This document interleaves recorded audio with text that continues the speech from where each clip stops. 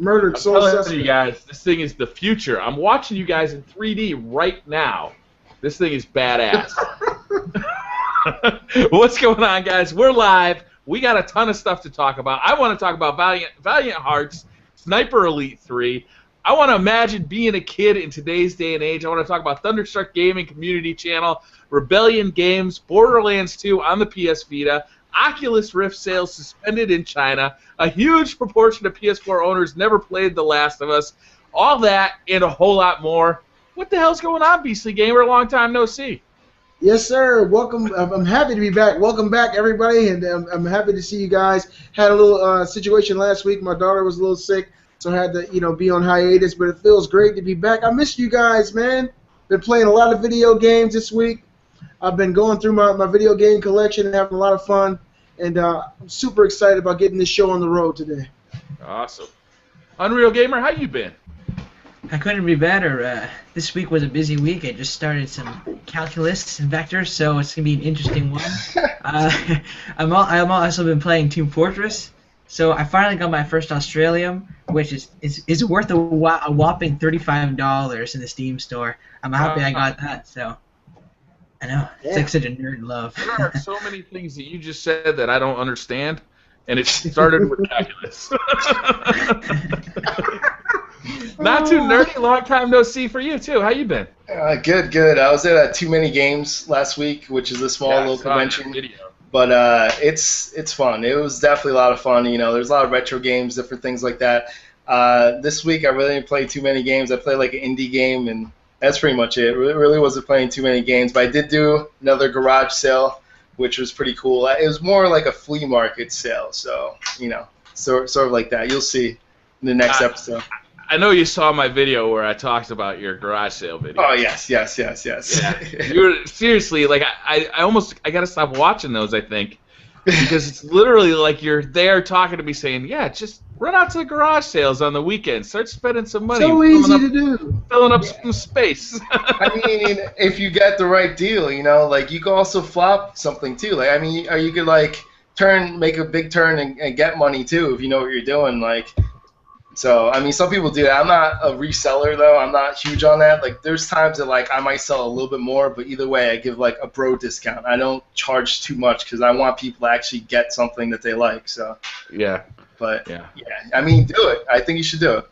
There's plenty of room back there behind you. I see it. I can definitely see a Dreamcast and a whole bunch of games back there. Wait. Yep. You have room for Sega Saturn back there. Sure. I could go for playing Panzer Dragoon again. Bobby, how you been, buddy? Nice of you to join in. Oh, thanks, you guys. I was just playing Call of Duty, and then I saw it was 3 o'clock. I'm like, oh shit, Basic Thoughts. I completely forgot about that. So glad to be on again. All right. What's up, Robbie? What do we want to talk about first? I'd love to talk about Valiant Hearts again. I talked about it last week, but I've been having so much fun with it this week still that I'd love to talk about it again. Anybody been playing that? No, and I saw some of your videos, and like, at first I was like, this is not my type of game, and then like I saw you playing it more, and I'm like, wow, like I didn't know it was like that, and I'm starting to actually. Which I'm starting to get upset with you in a way because like I wasn't planning on spending money on anything else. Like I already have it locked in my mind what I'm going to spend money on. But watching your video, of course, you're trying to persuade people to buy things. So I'm being paid by Valiant Hearts. I think you're being paid by someone. I'm not saying who it is, but no, but it looks like a fun game. I can tell you're having a lot of fun with it. So it is. It's funny because I started the Let's Play out and I was making fun of the characters and having a good time. It's got the French versus the Germans in World War I, and I was kind of playing off how the French surrendered in World War II. But then as I got into it, the more I played, the more I got involved in the characters. I stopped making fun of everybody entirely and just became totally invested in the outcome of every event. And it's been a pretty fun game. Nice. Now, I wasn't here last week. If you mind, elaborate to me on how you came across Valiant Hearts and what your initial impressions are on the game. It's out. I think it's on PC. I want to say I know it's on the PlayStation 4 because that's where I'm playing it. I'd have to Google it to find out what all platforms it's on. But I just saw it there. I saw a trailer for it. I want to say at E3, and it just looked amazing. You know, the art style is beautiful. It's really original. It's not something I'd seen before. I couldn't really tell what kind of gameplay there was from the trailers, but the art style and the story. You know, being in World War I, like, what do you know about World War I? Very little. I knew very little, and you know, they kind of claimed like, hey, you know, we'll give you a fun game and we'll teach you a little something at the same time, and that's exactly what's going on. I'm totally invested in the characters. I'm having a great time. The gameplay is nice, and I'm learning a little something. It's amazing. It says this is the game that they touted during E3 as the game that the stories of what happens to the people during the war are really the draw of the game. Correct? Yeah, it's based off a lot of letters and history. Yeah, and some like real that. Stuff. Right? Okay, yeah, but it's a game. You know, it's definitely a game, right? Definitely like there's like game. Whimsical stuff that's happening. It's, you know, like it's not going to bring you down. You know, you're not going to get depressed while you're watching it or playing it. But so it's not like the crying game. Okay, I got you. But there's. According to Wikipedia, just to let you know, it does say that it's PlayStation Network for Windows and also for Xbox Live Arcade. So there you go. Good. Yeah, it's a really fun game. How many hours have you put into it so far, Brad? I could tell you by adding up my Let's Plays. Let's see, I've done 12 Let's Plays at 20 minutes apiece. Oh, square math. 240 minutes. Unreal. This is your first calculus lesson. Solve this one. It's 4 hours. Putting you into the test. I've also been playing a little Sniper Elite 3. You guys check this game out yet? I know Not Too Nerdy's got something to say about this. I've seen it. I haven't tried it. Just my initial thoughts on what I've seen so far. Yeah. Very gritty. I love the bullet time effects. Yeah, that's awesome. I giggle every time I see it. And the exit, you can tell the bullet is actually changed its physical form coming out of the person you kill. Yeah. It's very realistic. And it's probably something I'll definitely try in the future. What consoles is that on? I know it's on PC. I think that's on just about everything. 360, PS3, PS4, Xbox One. I think it's pretty much on everything. But I'm having a good time with it. There's not a whole lot of story to be told, but there's it's one of those games where you just make your own fun. They give you these huge levels. It's not an open world game.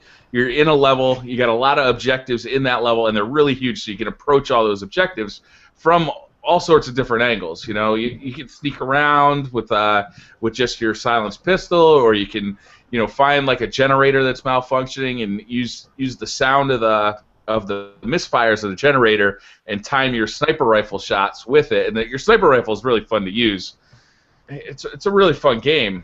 However, some people paid for it and didn't get to play it, right? Not Too Nerdy? Yes.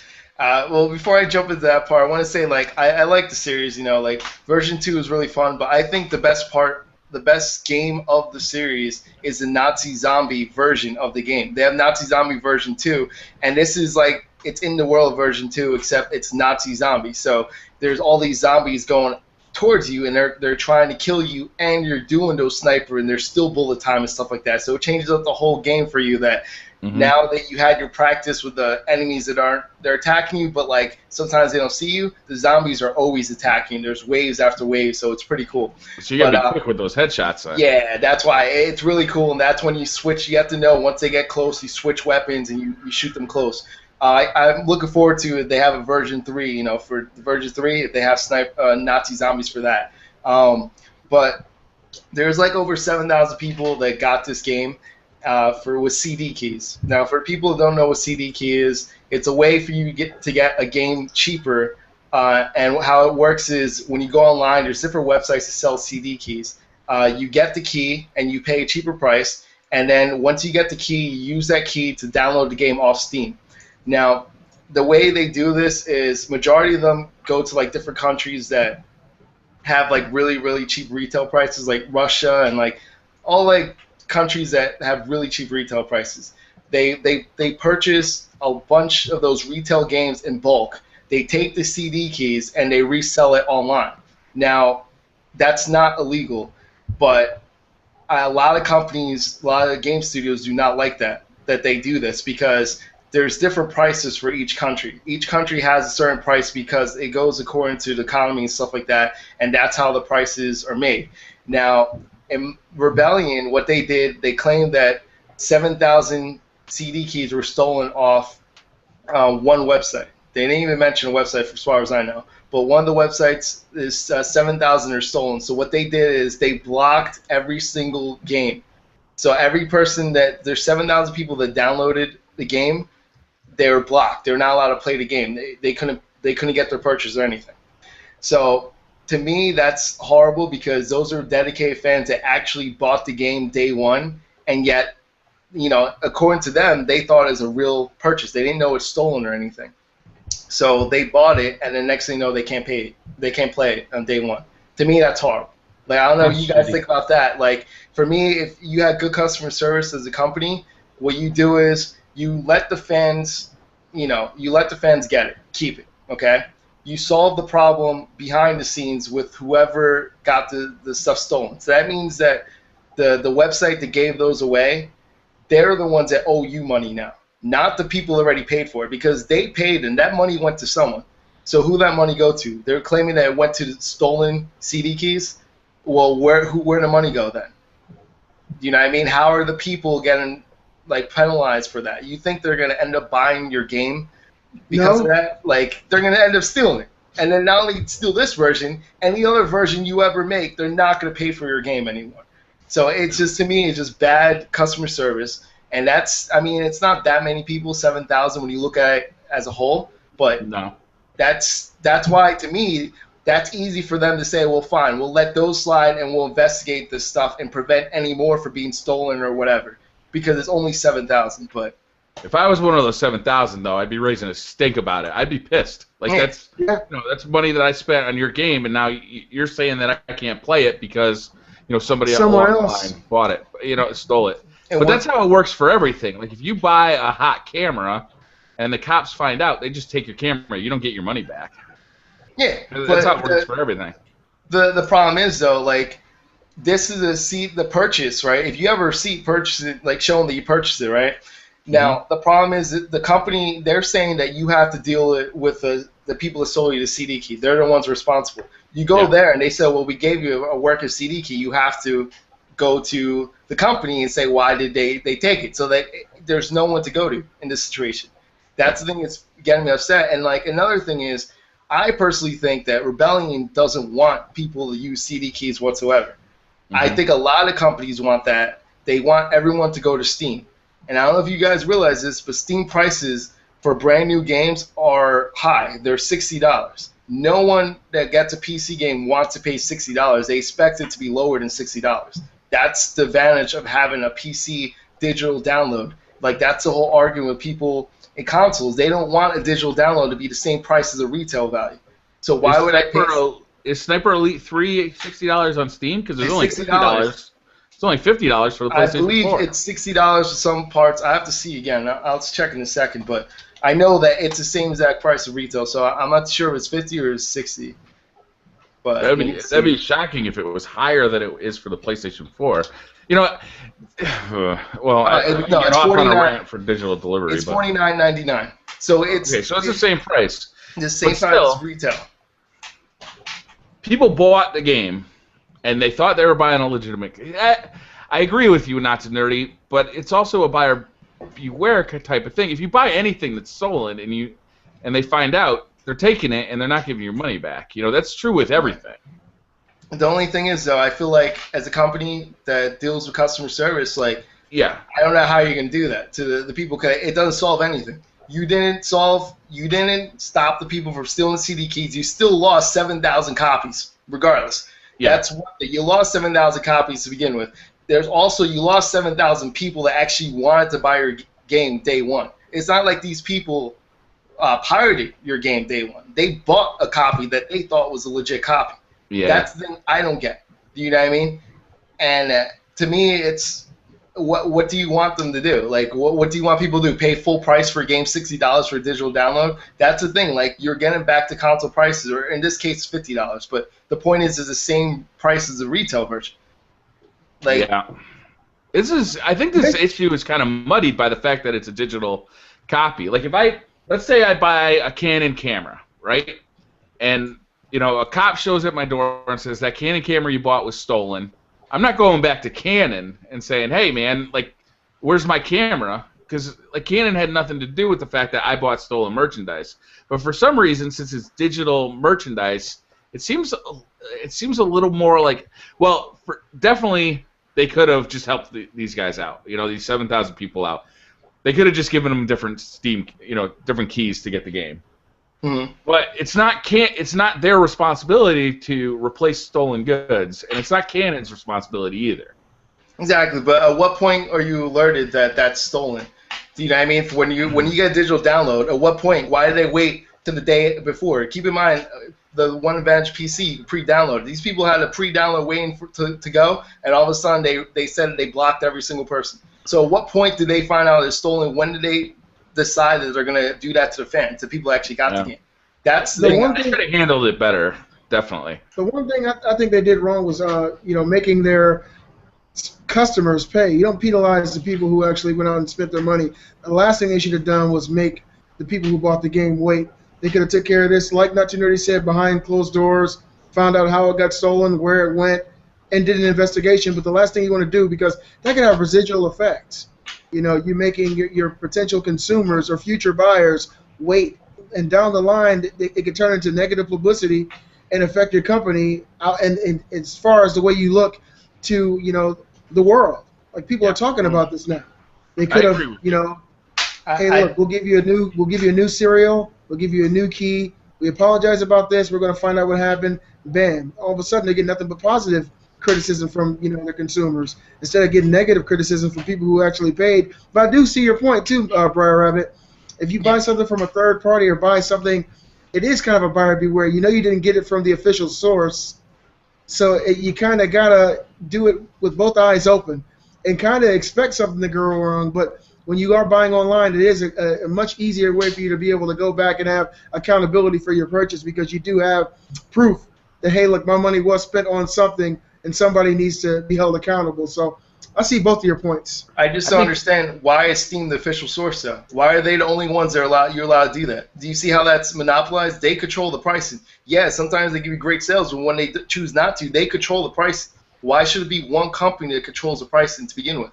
That's the thing what was the company that sold the stolen Steam keys? From what I saw, they didn't even mention it. They never even mentioned a name of which CD key. There's like 5 or 6 brand name ones that people always go to. So it's not like it's like a random one. This is like an actual legit one that people have been doing for years. Okay. So they don't even know who sold the key. They didn't even mention it. That's what I'm saying. They just said 7,000 or over 7,000 are stolen. They didn't simplify to see which CD key place it was. So like they just left wondering, is it the top ones? Which ones were stolen? They didn't mention it. So if that's the case, that to me that just sounds a little fishy to begin with. It sounds like stupid PR. Like they should have handled this way differently.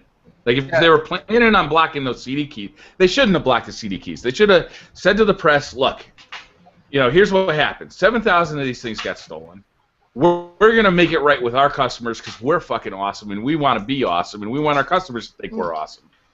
But, at the same time, it's like what consumers should be mad about is the company that actually sold the stolen CD keys, not Rebellion.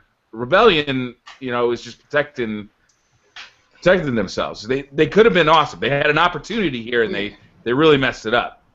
But who people should be mad about are the people that sold these the keys. I keep calling them Steam keys, but the CD keys.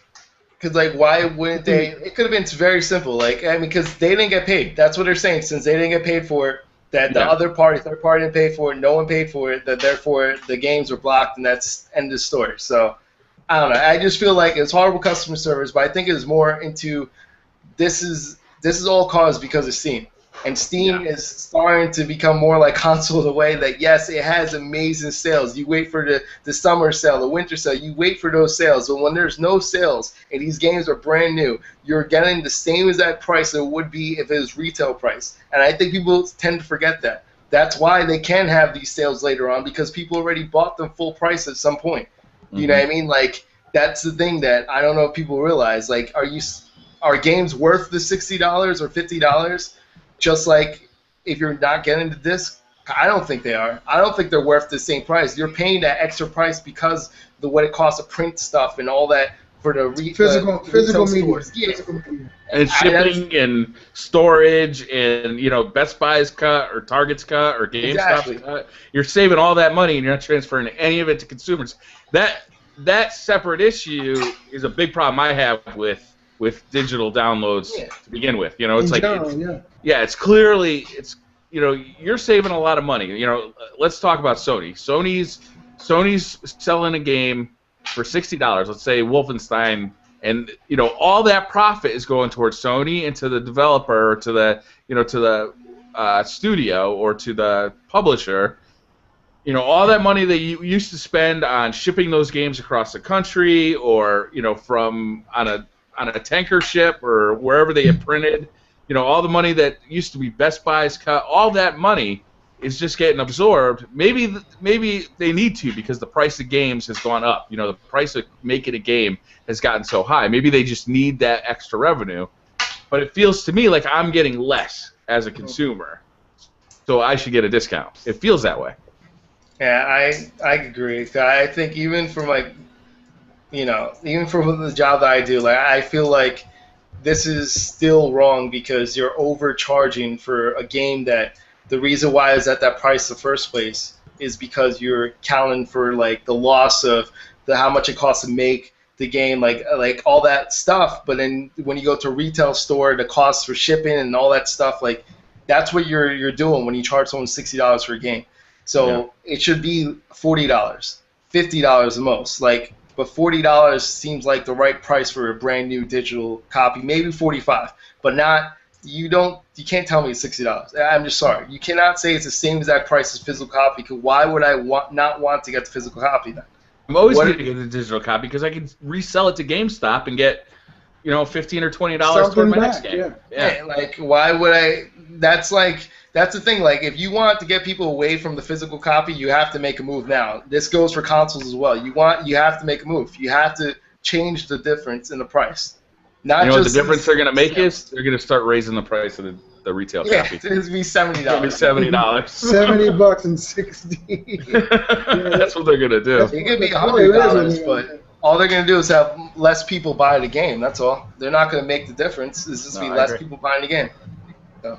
I mean, if you think about all the stuff that you lose with a digital copy, with a physical copy, you can loan them out. Like Briar Rabbit said, you can trade it in for a newer game. All that is gone when you have a digital copy, and it just sits on your console till the end of time, and you're paying full price.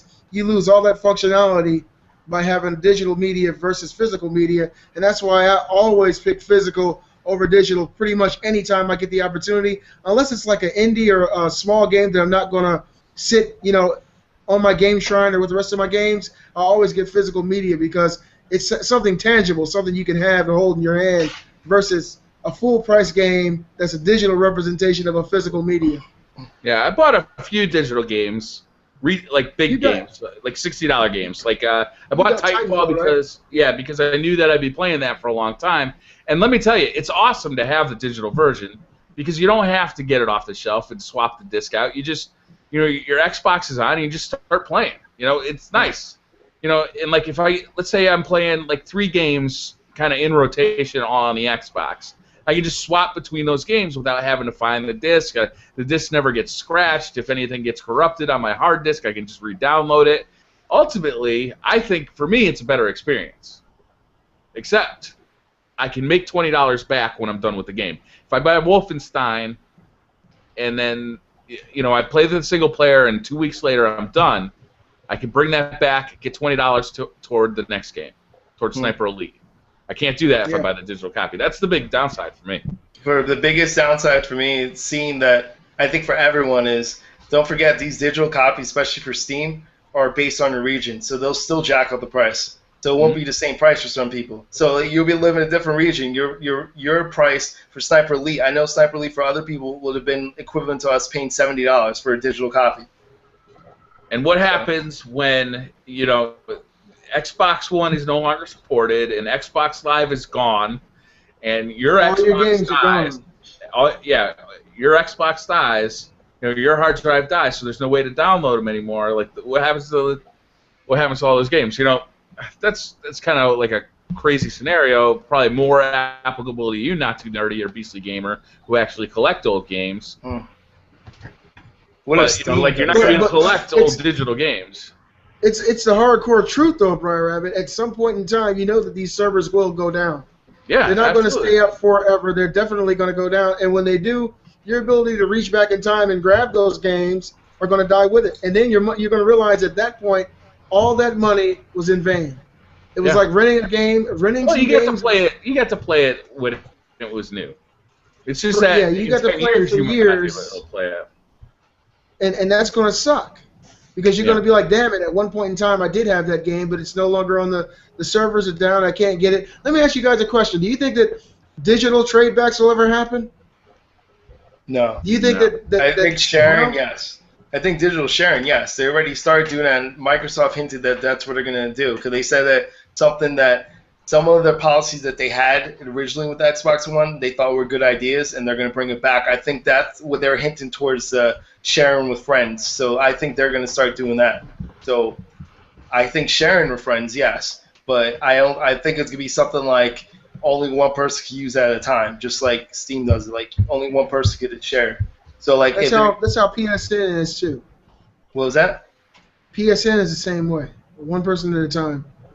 You can have multiple PSN accounts on different consoles, but no, I meant like to share with your friends, so your friend can play your game. Like I could share Call of Duty Ghosts with you. Yeah, you just can't play at the same time or something like that. Oh, can't play at the same time? That's what I think, but I think that they might do it where you will be able to play. I don't think. Yeah, I want to be able to play at the same time. But look, Microsoft, I'm talking to you right now. I want to be able to play at the same time. But I think Microsoft will be the first one to do that. I mean, even though Sony does have where you can play with your friends and they don't have to own the game, so I don't know who's going to do it first. Well, but that's in the works. They haven't done it yet, but that is in the works. Yeah, Far Cry 4 is doing it on their own. You can have a friend who doesn't own the game just join you in your session. Yeah, but that's going to be sick. They're doing it on the PS4 only because of the fact that Sony has something. That's what Sony was working on. That was their thing that they promised everyone, where you can have your friend jump in. So they're using that system that Sony had. That's why it's only on PS4. But I don't know how there's got to be a catch. There has to be a catch though, because I mean, if you think about it, if you got a buddy who's going to buy a game, that's going to make you say, okay, I'm not ever going to buy this game because my friend will get it. There's got to be some kind of catch because at the end it's all about the dollars. They're gonna have to do something. No, really, because I mean I don't want to wait for my friend to be there at the same exact time every single time. Like we have to every single time be there at the same time, and so it's sort of like you're teasing a person because you're letting them play the game. And you see how much fun it is. That eventually, if they really like it, they're gonna buy it themselves. They're gonna buy it themselves because they don't want to wait for you the whole time to play. They're gonna want to play it alone too. So I feel like at some point in time Nintendo did something similar years ago. It might have been I can't remember. It might have been. I'm trying to remember the console that they did. I remember that too. It was a Game Boy Advance thing where you could Game Boy Advance. Yeah, you could play Pokemon with somebody who didn't have the game. Like you could share it, but you had to have it hooked up by cable to. Yeah, that was it. Yeah, something like that. Yeah. That's going to be a pretty awesome feature. I'm super excited about it. Microsoft was doing the 10, where you could give 10 friends your games and loan them out. But when they reneged on the DRM, they also took that back, and that raised a lot of concern with the consumers too.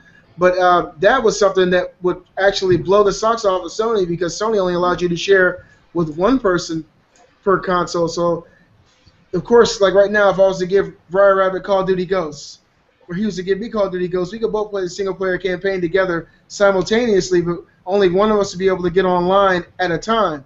Microsoft had it so that you could actually share with 10 people, and you could all get online. And then they ended up taking that back. So that's something in their infrastructure. Hopefully they bring it back. That would be awesome. That's because you're always online. So that was the reason why. So you're always online anyway. That was the whole thing. I just wanted that for my family. Like with the Xbox 360, I had 3 Xboxes in the house. You know, the kids could be playing downstairs. I could be playing up in the office. And another kid could be playing in the living room. And we could all be playing Call of Duty together online. That'd be awesome. All on, like, individual screens. Not that split screen bullshit. That'd be awesome. Yeah.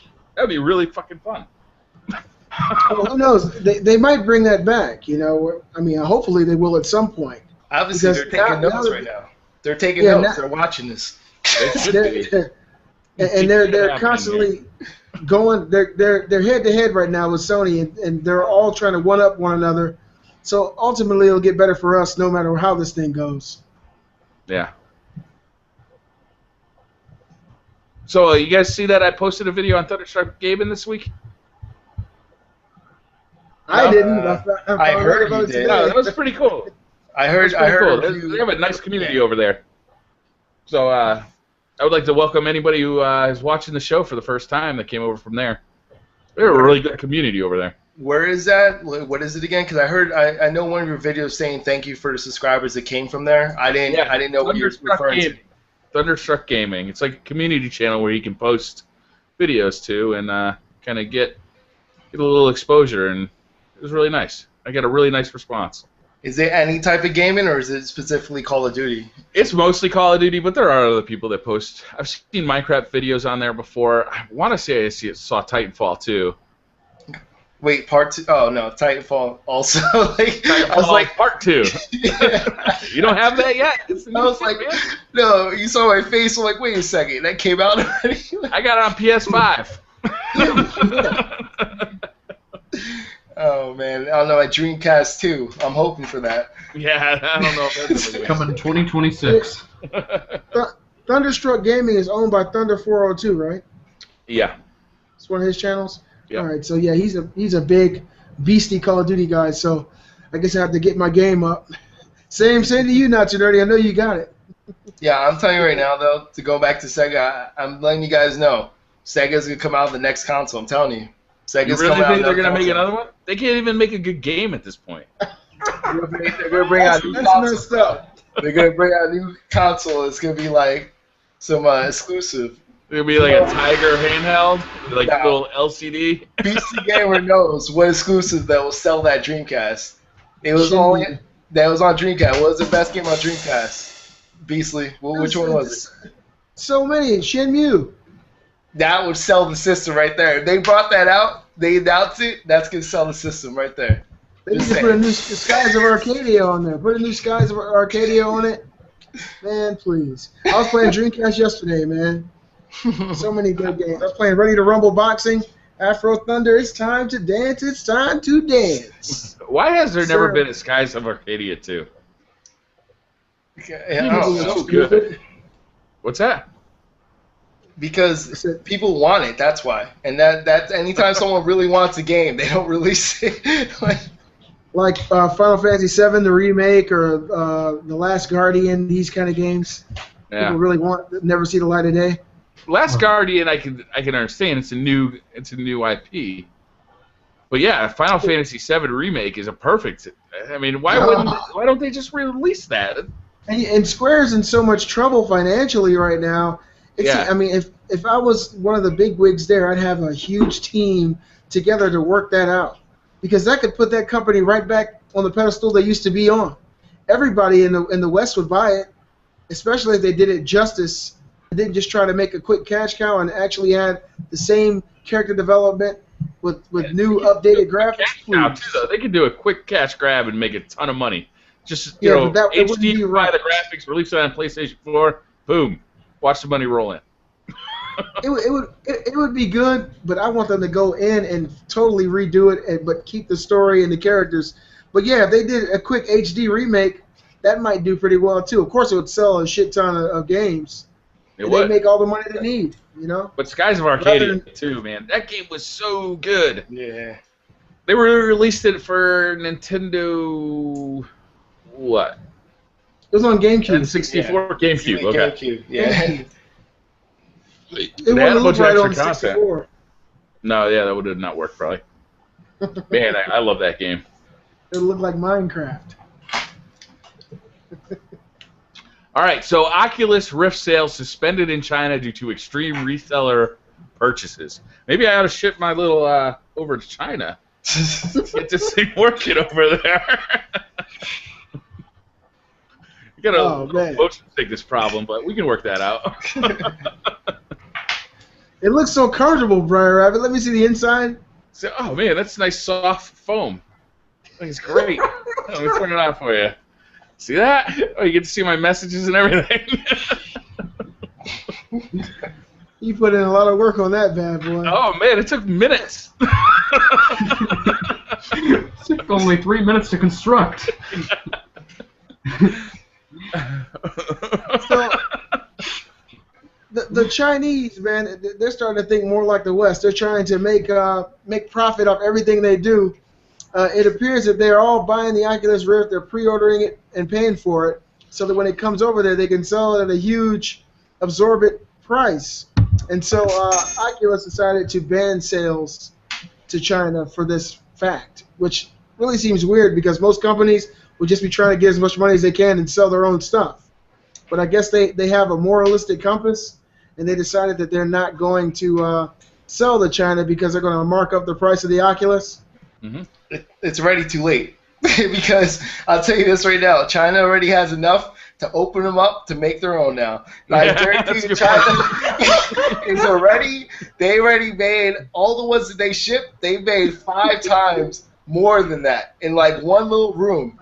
A whole bunch God. of, I'm telling you right now, they already made it. It's the Oculus Raft. Dude, it's gonna be 4D images, not even 3, like 4D. Damn. I'm gonna have to add another iPhone to compete with that. Yeah, one more. For real though, you know, China, they shouldn't have stopped it because like they were gonna make it themselves anyway. Like China's they're gonna imitate everything. They always do that. Every console. That's why it's funny that like, you know, the PlayStation, you know, the Nintendo and Microsoft, they're all gonna go over to China, but they already have systems that are identical to the ones that they're selling here. They already copied it and made their own versions of it, and they sold thousands of millions or whatever. Like, it doesn't matter what you think is gonna happen. Well, they're gonna make their own product anyway. So you should be fortunate that they're buying the real stuff. You might as well just let them buy the real stuff. You know, like help them fund you so that you can make a better product. Like, I don't know. Wow. I love the little Chinese PSP knockoff. That thing was pretty fun. It was only $40. Did it come with games preloaded? Yeah, it did. It came with Sega games, Nintendo games. Resident Evil? Yeah. Like, China has like this Super Nintendo that it's not really called Super Nintendo, but it's awesome. It's better. I think it's better than the Super Nintendo. And it plays, it really enhances like every game that you get. So like, I don't know, like, you know what I mean, they could make their own versions of stuff too. So they probably save thousands of dollars too for each one. What are they selling Oculus Rift for now? $300 for the developer's kit currently? And I think it jacked up the price, but it originally was $300. That was for the people that was when you did a Kickstarter. It was $300. So like now I believe it's like $500. No, that's the Facebook price. $500. Oh God. Wait, I gotta make sure though. That's a good question. I don't even know what it's at right now. Zuckerberg said 300. Hell no, bitch. 5.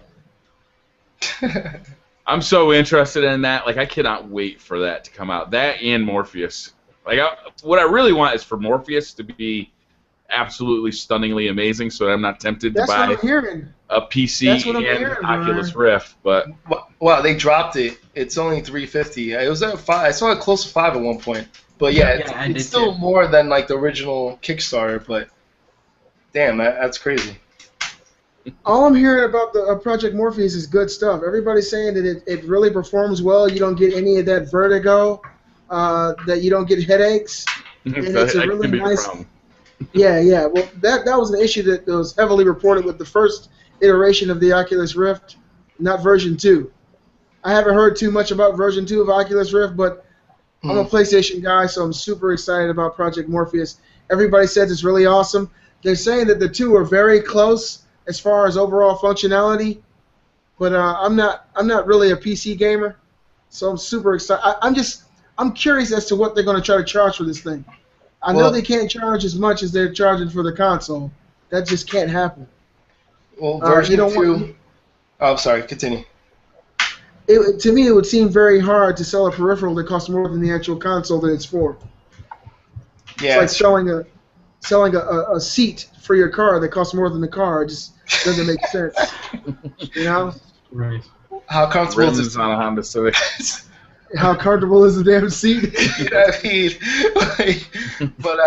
No, the thing is, the version 2 for the Oculus Rift is just like the first one. No, they did a little bit different to make it less laggy, so you don't get the motion blur. They also made it 1080p, so that's the newest one. The newest one is 1080p. It wasn't like that before, so it wasn't. It was lower to 720. It was lower. Yeah, it was 720p, I think. So now it's 1080p. That's the only difference. I've heard users say that even at 1080, you really want more. Like, you can still see the pixels. For some images, yeah, you can still see pixels and stuff, but it also has to do with their technology that Oculus did, which is a flick back, and it flickers. So the more it flickers, the less you'll see the images. Cause what people compare it to is like with the original one, the version 1, like looked like you're looking out like a screen door or a screen window, and you see like the little lines. It looked like that. I mean, after a while you get used to it, but in the beginning that's all you see for a while, you know. So, and because you see that too, the quicker things move, or if you see any blur, then you'll get dizzy. That's another thing that causes the motion sickness. So, but now, not too nerdy. Have you had hands-on with the Oculus Rift and Project Morpheus? Have you seen them both or just one? Yeah, I've seen both. Don't depress me. Okay, what are your overall impressions on the two that you've seen, if you can say? All right, the product itself, I think I went over this a while ago when we talked about it, but the product itself, I think the Oculus Rift it's ahead of Project Morpheus, but not by that much, to be honest with you. But the thing that Oculus Rift has the advantage of is that it can get those higher resolutions and those higher frames according to your PC build. So I think that will help it a lot because, like Brian Rabbit actually said before, the better the quality of the image and the faster the frames, the less of the motion blur that you'll have, which will make you not be as motion sickness, you know. But yeah, I think the PS4 has an advantage in a way that has more sensors, like a gyroscope that they use. Instead of a gyroscope, they use the sensors in front. They have 4 up front and then 2 in the back, and they use the PlayStation camera to position exactly where you're at. And I think that helps with tracking more than what the Oculus Rift is doing. It also helps with cost because you have less sensors in the helmet. You're using those lights that the PlayStation Eye is tracking. It should help with the cost. So I think overall, like, they're a lot better at tracking. So, like, I feel like, for me personally, I had less motion sickness with the PlayStation, you know, the Project Morpheus compared to the Oculus Rift. But so you still experienced motion sickness, though? You still did at that point? Absolutely. Okay. Like, you have to for both. Like, I think it's something you gotta get used to. I saw, like, as more time that I tried it, it was a lot easier. So either way, I think in the beginning you're gonna get that motion sickness unless they solve this flickering problem, which that's what Oculus supposedly solved. That the more it flickers the light, it reduces the light brightness to your eyes, and that's another thing that they said that causes the motion blur. So we'll see how it's going to work out in the end, but I think they're both at good pace. I think Sony's at a real good pace, especially since no one, like, before, I don't know, I say about 4 months before they officially announced it, that was the first time anyone heard of it, because they announced it a little bit before that. But still, like, when they publicly announced it, you know, for them to be that quickly comparable to the Oculus Rift is pretty impressive. So the pros, I guess, of both would be Oculus Rift has higher potential for resolution, better image. The flicker will reduce the, I guess, motion blur sickness that you would get. And Sony's Project Morpheus is better tracking ability, so you actually feel more immersed in the experience because I guess the way your head's moving, you feel like it's more realistic.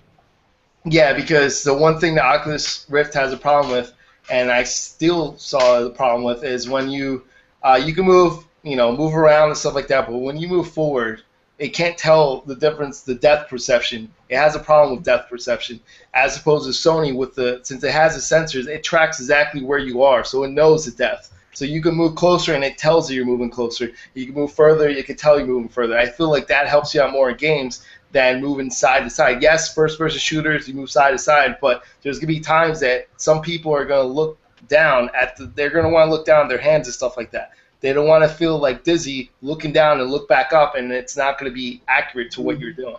So that's the first thing everyone's going to try. Like that's the first thing you do, virtual reality. You look around and stuff like, whoa, this is cool. You look at your hands, you look at your feet, you look at everything. And to me, that's the problem that they have is the front and back motion. So we'll see if they fix that. I don't know what. Nerdy, I got to send you a prototype of my headset and see what you think, because I really think I got something going. And make sure you review that thing live, not too nerdy. I don't really work with Apple.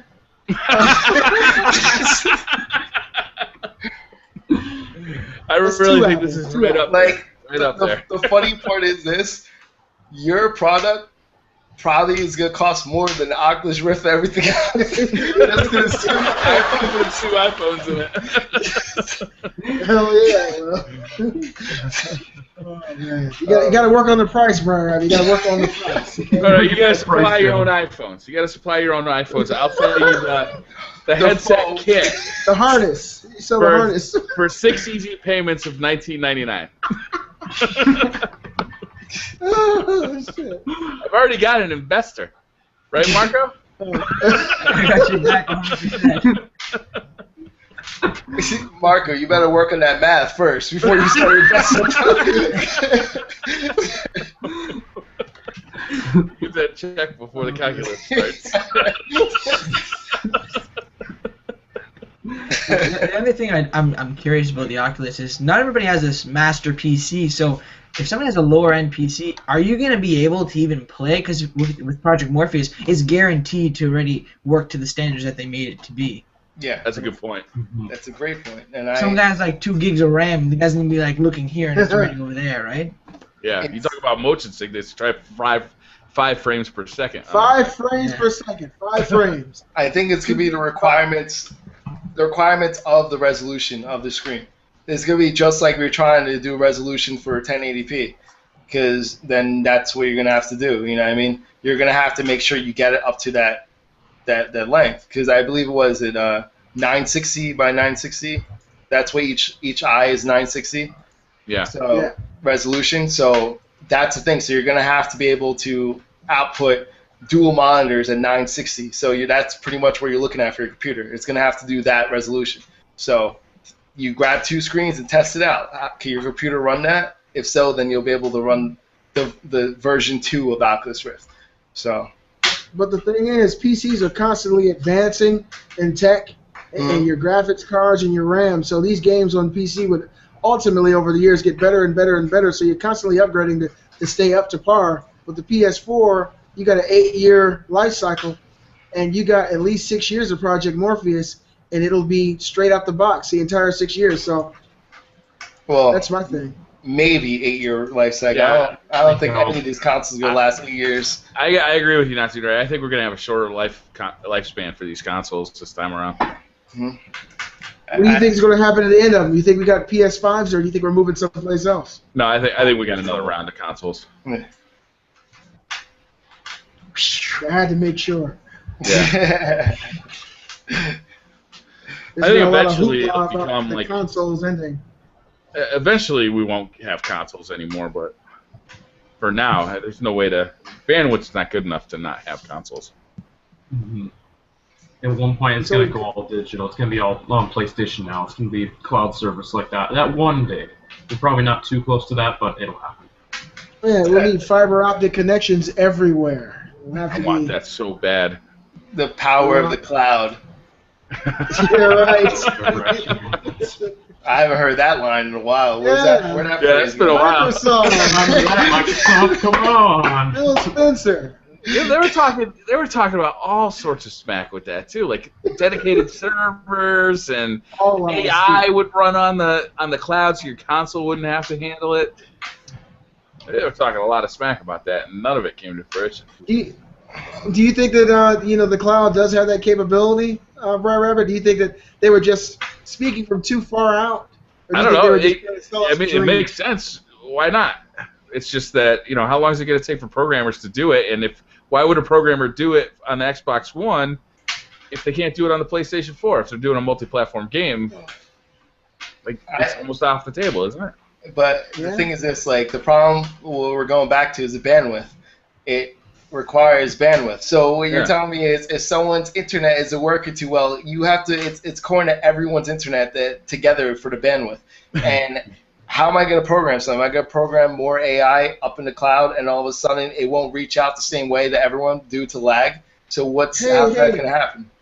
You've just started playing easy mode. The guys on my team were dumber than the guys on your team. You know what I mean? I just don't see. When people think that it's going to make a huge difference. Yes, I think it's good for dedicated servers. I think it's good to have dedicated servers on it. I think that works because you don't require too much bandwidth for a server because just as much bandwidth that you normally have for a server, but it's just dedicated servers. But besides that, I think that's pretty much the extent of what they can use it for now. Yeah. So I don't even think they're using. My experience at Call of Duty Ghosts on the Xbox One has not been a strong one, and dedicated servers. I don't know if that's actually happening or not. Has it been posts. Has it been comparable to the PS4 or better in any way? I believe it's better on the PS4.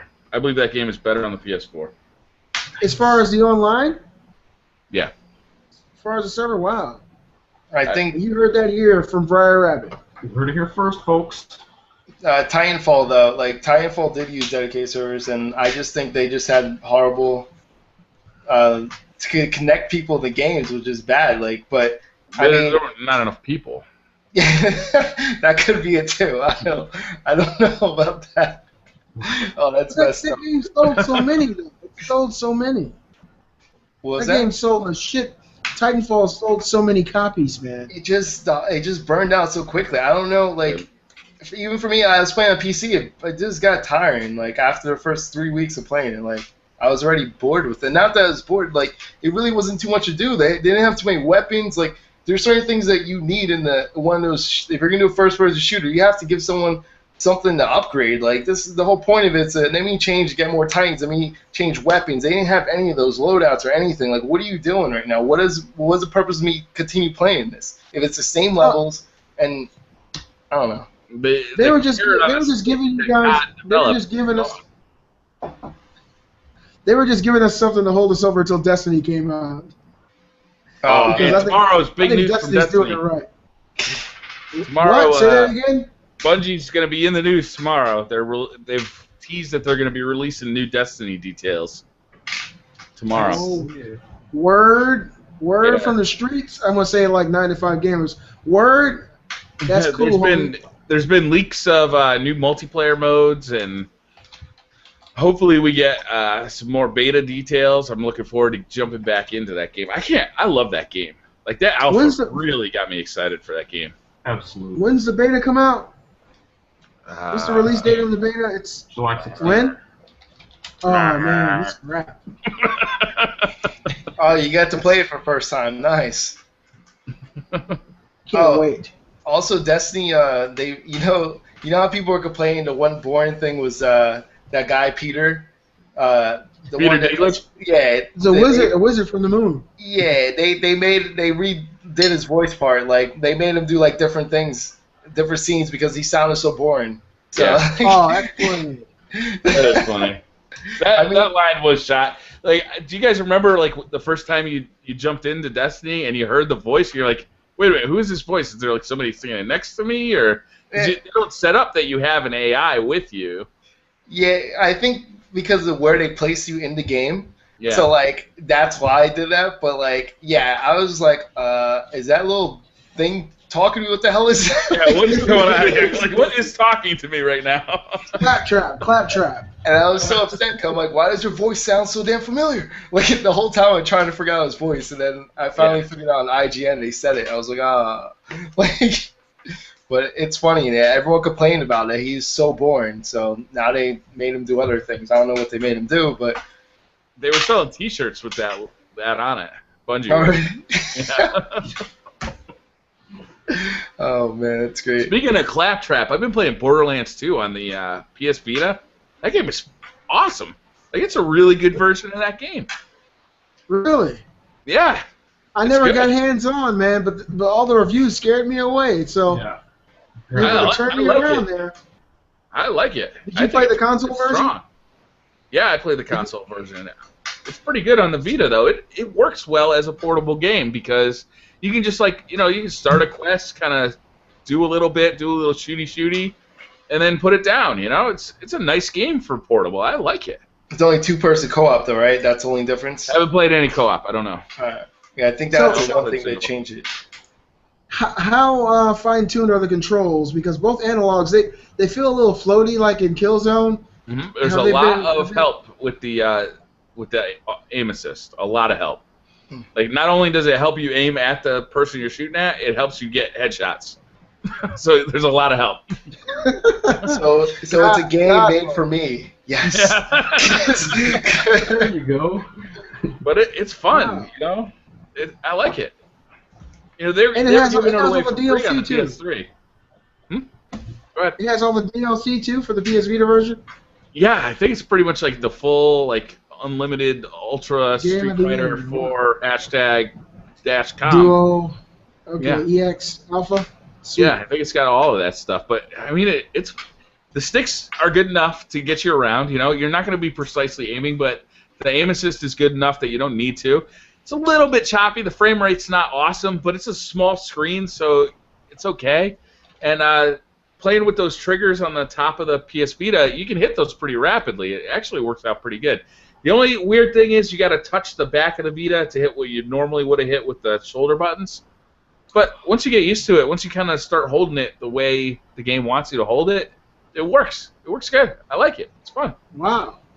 Great. And that's still going for what? What is it? 40, 39, 99? $40. Yeah, I bought it for full price for $40. But I'm pretty happy with my purchase because that thing was sitting there collecting dust for me. There's another first-person shooter out for the Vita that's I heard even better than that. It's called Call of Duty Call of Duty Black Ops Declassified. No, that game is terrible. I had it. It's bad. It's not good. So I was gonna say, guys, I have something. Since we're talking about the Vita right now, you guys heard another story that came out this week about the Vita? No, I didn't. About the Vita, if you could look everywhere, Target, Walmart, Amazon, they're not being sold anywhere. So people are wondering, are they slowly getting rid of the Vita? Sony's denying it, saying that there's just been a huge amount of people buying it, which out of nowhere, I don't know where that came from. So, what do you guys think is the reason for this? It's the new version. It's the new Vita version, and I think Sony might be overstating how many have been sold. I think they just didn't import a whole lot because it wasn't selling well before. No, they're not selling at all. If you look at Amazon, it's none of them. The only ones you can get is a Borderlands bundle. You can't get anything unless it's directly from Sony. Like, there's no third party selling like the Vitas. So you can't find them anywhere.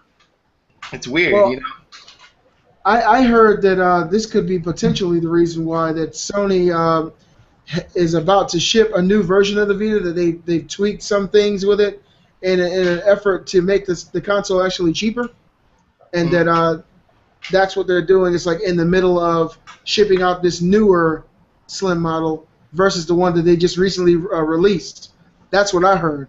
Now, I can't speak to the validity of that statement, but that's what I've been hearing in the wind, that there is potentially another PlayStation Vita soon to be released that Sony has fine-tuned to minimize costs. See, that's like a logical explanation. The only reason why I don't want to believe that is because Michael Pachter said it, and like he's never right. So like he's the one that stated that. Anytime I read something from him, I just feel like it's the exact opposite of whatever the hell he says. Like I don't know how that guy gets paid to do what he does. He's always wrong. Like he literally said that 3DS is gonna be a huge fail. Wrong.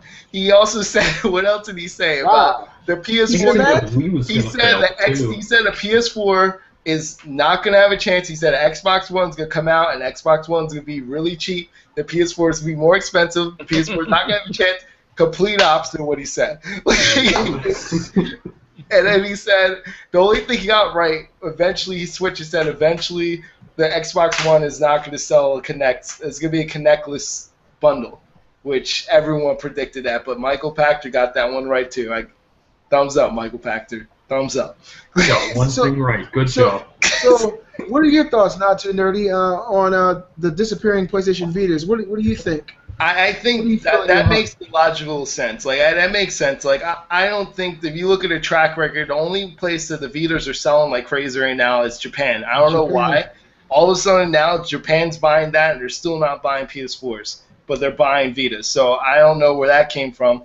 I guess there are more games going to the Vitas, and there's more Japanese games coming to the Vitas soon. So I still don't see them selling out everywhere. So obviously they pulled back. They have to pull them back from Amazon, so especially Amazon. When you see Amazon not have it, that means Sony literally called them back to do something else with it. That's my only explanation. But the thing is, like I said, I don't want to agree with Michael Pachter. But let's not agree with him. It's better for humanity. Oh, man. Did you guys hear about another game studio closing its doors, Airtight Games? Mm-hmm. The studio that made Murdered Soul Suspect. The game that just knew about it. The game that just came out for PS4, Xbox One. I think it came out on the last gen consoles as well. That studio has shut its doors. You guys hear about this, and what are your thoughts? I never checked out Murdered Soul Suspect. I mean, it looked interesting, but I never. I don't know. I can't speak to the quality. It was floating right in the mid range, between good and bad, about a 6 on Metacritic. Yeah. So it wasn't anything to write home about, but the game had, I guess, promise as far as the story goes. Mm-hmm. It's a pretty an interesting setup. Yeah. Yeah. The story and aesthetically is pretty pleasing, but to me, it's kind of amazing that a studio can just put a game out. I'm talking about literally within the last 60 days that game came out. A month. And they're closing their doors. They're selling off their furniture. They got signs on the front of their building that they're selling off all their computers and their chairs and their desks. How bad did it get in there after that game didn't sell? That, to me, that's phenomenal. That can happen so quick. You get a 180 turnaround. I mean, 4 weeks ago, you're telling your wife, babe, we just made this game. It's getting ready to go out to next-gen consoles. We made it. And then 4 weeks later, you're in the unemployment line. How the hell does that happen? It blows my mind. The thing is, like, AAA games cost so much money now. Like, and that's the problem. Like, it costs so much money, especially this year, and like this year more than ever, because the fact that when you're in between generations, you got to also build for the PS3 and PS4, Xbox One, Xbox 360. So you have even more generations to make the game for. That's even more expensive than a normal AAA game. So now on top of it, AAA games just cost so much money, and even if you reach a certain amount, you think that you did a great job. You're putting so much money into the game, you're breaking even sometimes, you know. And some companies like that, they weren't doing too well to begin with, and they're banking on this one game, that they're hoping that this game does well to pick them up. Because that happens sometimes. Sometimes one game could just pick you back up. And another company that's not in the best shape is Konami, and you better believe they're banking on Metal Gear Solid. Like, once that comes out, we all know it's going to sell well. I mean, the $30 version of a demo sold well, you know, and that helped them out too, money-wise too, by the way. But that's what happens. Sometimes you put all this money into one game, and you're banking on it's going to do well and hoping, and it just doesn't. And that's it. If the one game does bad and you put millions and millions and millions of dollars into it and it doesn't do well, you're stuck. Like there's nothing you can do about it. That's it. You lost all the money. So. Oh man, how depressing is that? Yoshida actually came out this week and he said only 3 to 4 out of 10 games for AAA games that PlayStation 4 does actually make money. The rest don't make money. So it's either 3. He says 3, sometimes 4 of them make money. And when you look at it, 1 or 2 out of those 4 actually make enough money to cover the rest. So he said that's why they have to keep a good balance when they make AAA games. So if you really look at it, that's the way it is. 40% of those games that you make, the AAA games, are actually going to make money. The rest are not. You lose money on them. And that's the thing that you have to realize, that you have to bank on some of them is going to save you, some of them are not. And that's just the way it is. And don't forget, like, he's talking as Sony as a whole. Don't forget those individual studios. Like, what if your game's the one that's not doing well? You're the one that's going to be dropped. You get it? So that's the thing. Like, he's talking as a whole, as in Sony. What about the individual studios that make the game? And that's the problem that you have. There's so much competition out there, and that's why a lot of these developers are turning to indie games. They're turning to indie games because it's cheaper for them to make. It's easier for them to make. They can make it quicker, and they can just put the work out there and on to the next version. So, I don't know. It's a scary industry to be in, man. Wow. Yeah. You know, gamers are real receptive to the indie games too. You know, every game doesn't have to be a huge epic game. You know, like I'm playing Valiant Hearts. It's not an indie game. It was developed by Ubisoft. But you know, these smaller games would just give you like a quick experience where, you know, it's just wicked poignant and you get right to the point and it's good to go. You know, it's a nice thing. It's a nice change from these huge AAA titles that we really got saturated with on the Xbox 360 PS3 era. I mean, I just think that us as gamers have to start buying these games. Like, we have to start buying these games. That's what it comes down to. You know, you have to stop doing what everyone does. Like, it's one thing to trade in your game at GameStop, then you go back and you buy like a brand new release game for a couple dollars less than a new game. Why? You just took the money out of the developer's hands so you could save like $6, $7. What are you gonna do with those $6, $7? You know, we have to stop it now. Like, you have to start buying these games. Otherwise, the games that you like, the studios that you like, they're gonna be no more. You know, like you hear games like Uncharted and what's the other one? The Last of Us. You hear games like that from what's the company called? How am I forgetting their name? The studio. Naughty Dog. You know how like they put so much money in these games? Imagine if one of those games didn't do well. Not that they won't, but what if one of those games didn't do well? And you hear a studio like Naughty Dog going under. Oh man. What? I might cry. Do you get what I'm saying? Like, it only takes one failure in the game to completely turn around the outcome of a company. Or it takes residual failures like what's been going on with Capcom. A few years ago, if you had told us that Capcom would be available for purchase in 2014, that someone could just buy the company, no one would have believed that. Capcom is one of the biggest, video game companies in the world, and one of the best, one of the most well-known and renowned companies. Now all of a sudden they're, available for purchase. Nobody would have thought that it would even be possible for something like that to happen to Capcom. Well, I think Capcom. That brings me to another point too. Some of this stuff happens because it's the own studio's unwillingness to change and rehashing the same things. And Capcom's a perfect example. They keep doing the same thing over and over again, and they're unwilling to change. So that some of it's their fault. Like, they're unwilling to change. They're unwilling to bring out stuff that people actually want, like Mega Man, for example. Every single time a new Mega Man story came out, they canceled it. That's something that people wanted, and what the fans wanted, they didn't give. And they gave only what they wanted to give. So that sometimes is the developer's fault as well, the studio. But with that said, like, I still think us as gamers have to start buying more games if you really enjoy the game. Don't buy them used. Don't wait to rent. Don't wait to trade them in. We're all guilty of that. At some point, we trade in games. That's the advantage of owning the game and then trading them in. But at some point, we're gonna have to learn that we can't. We're gonna have to help these developers out. Otherwise, those games that you like are not. They're not gonna be there anymore. So. Well, what you're saying does sound good, but a way to fix that issue is just go totally digital.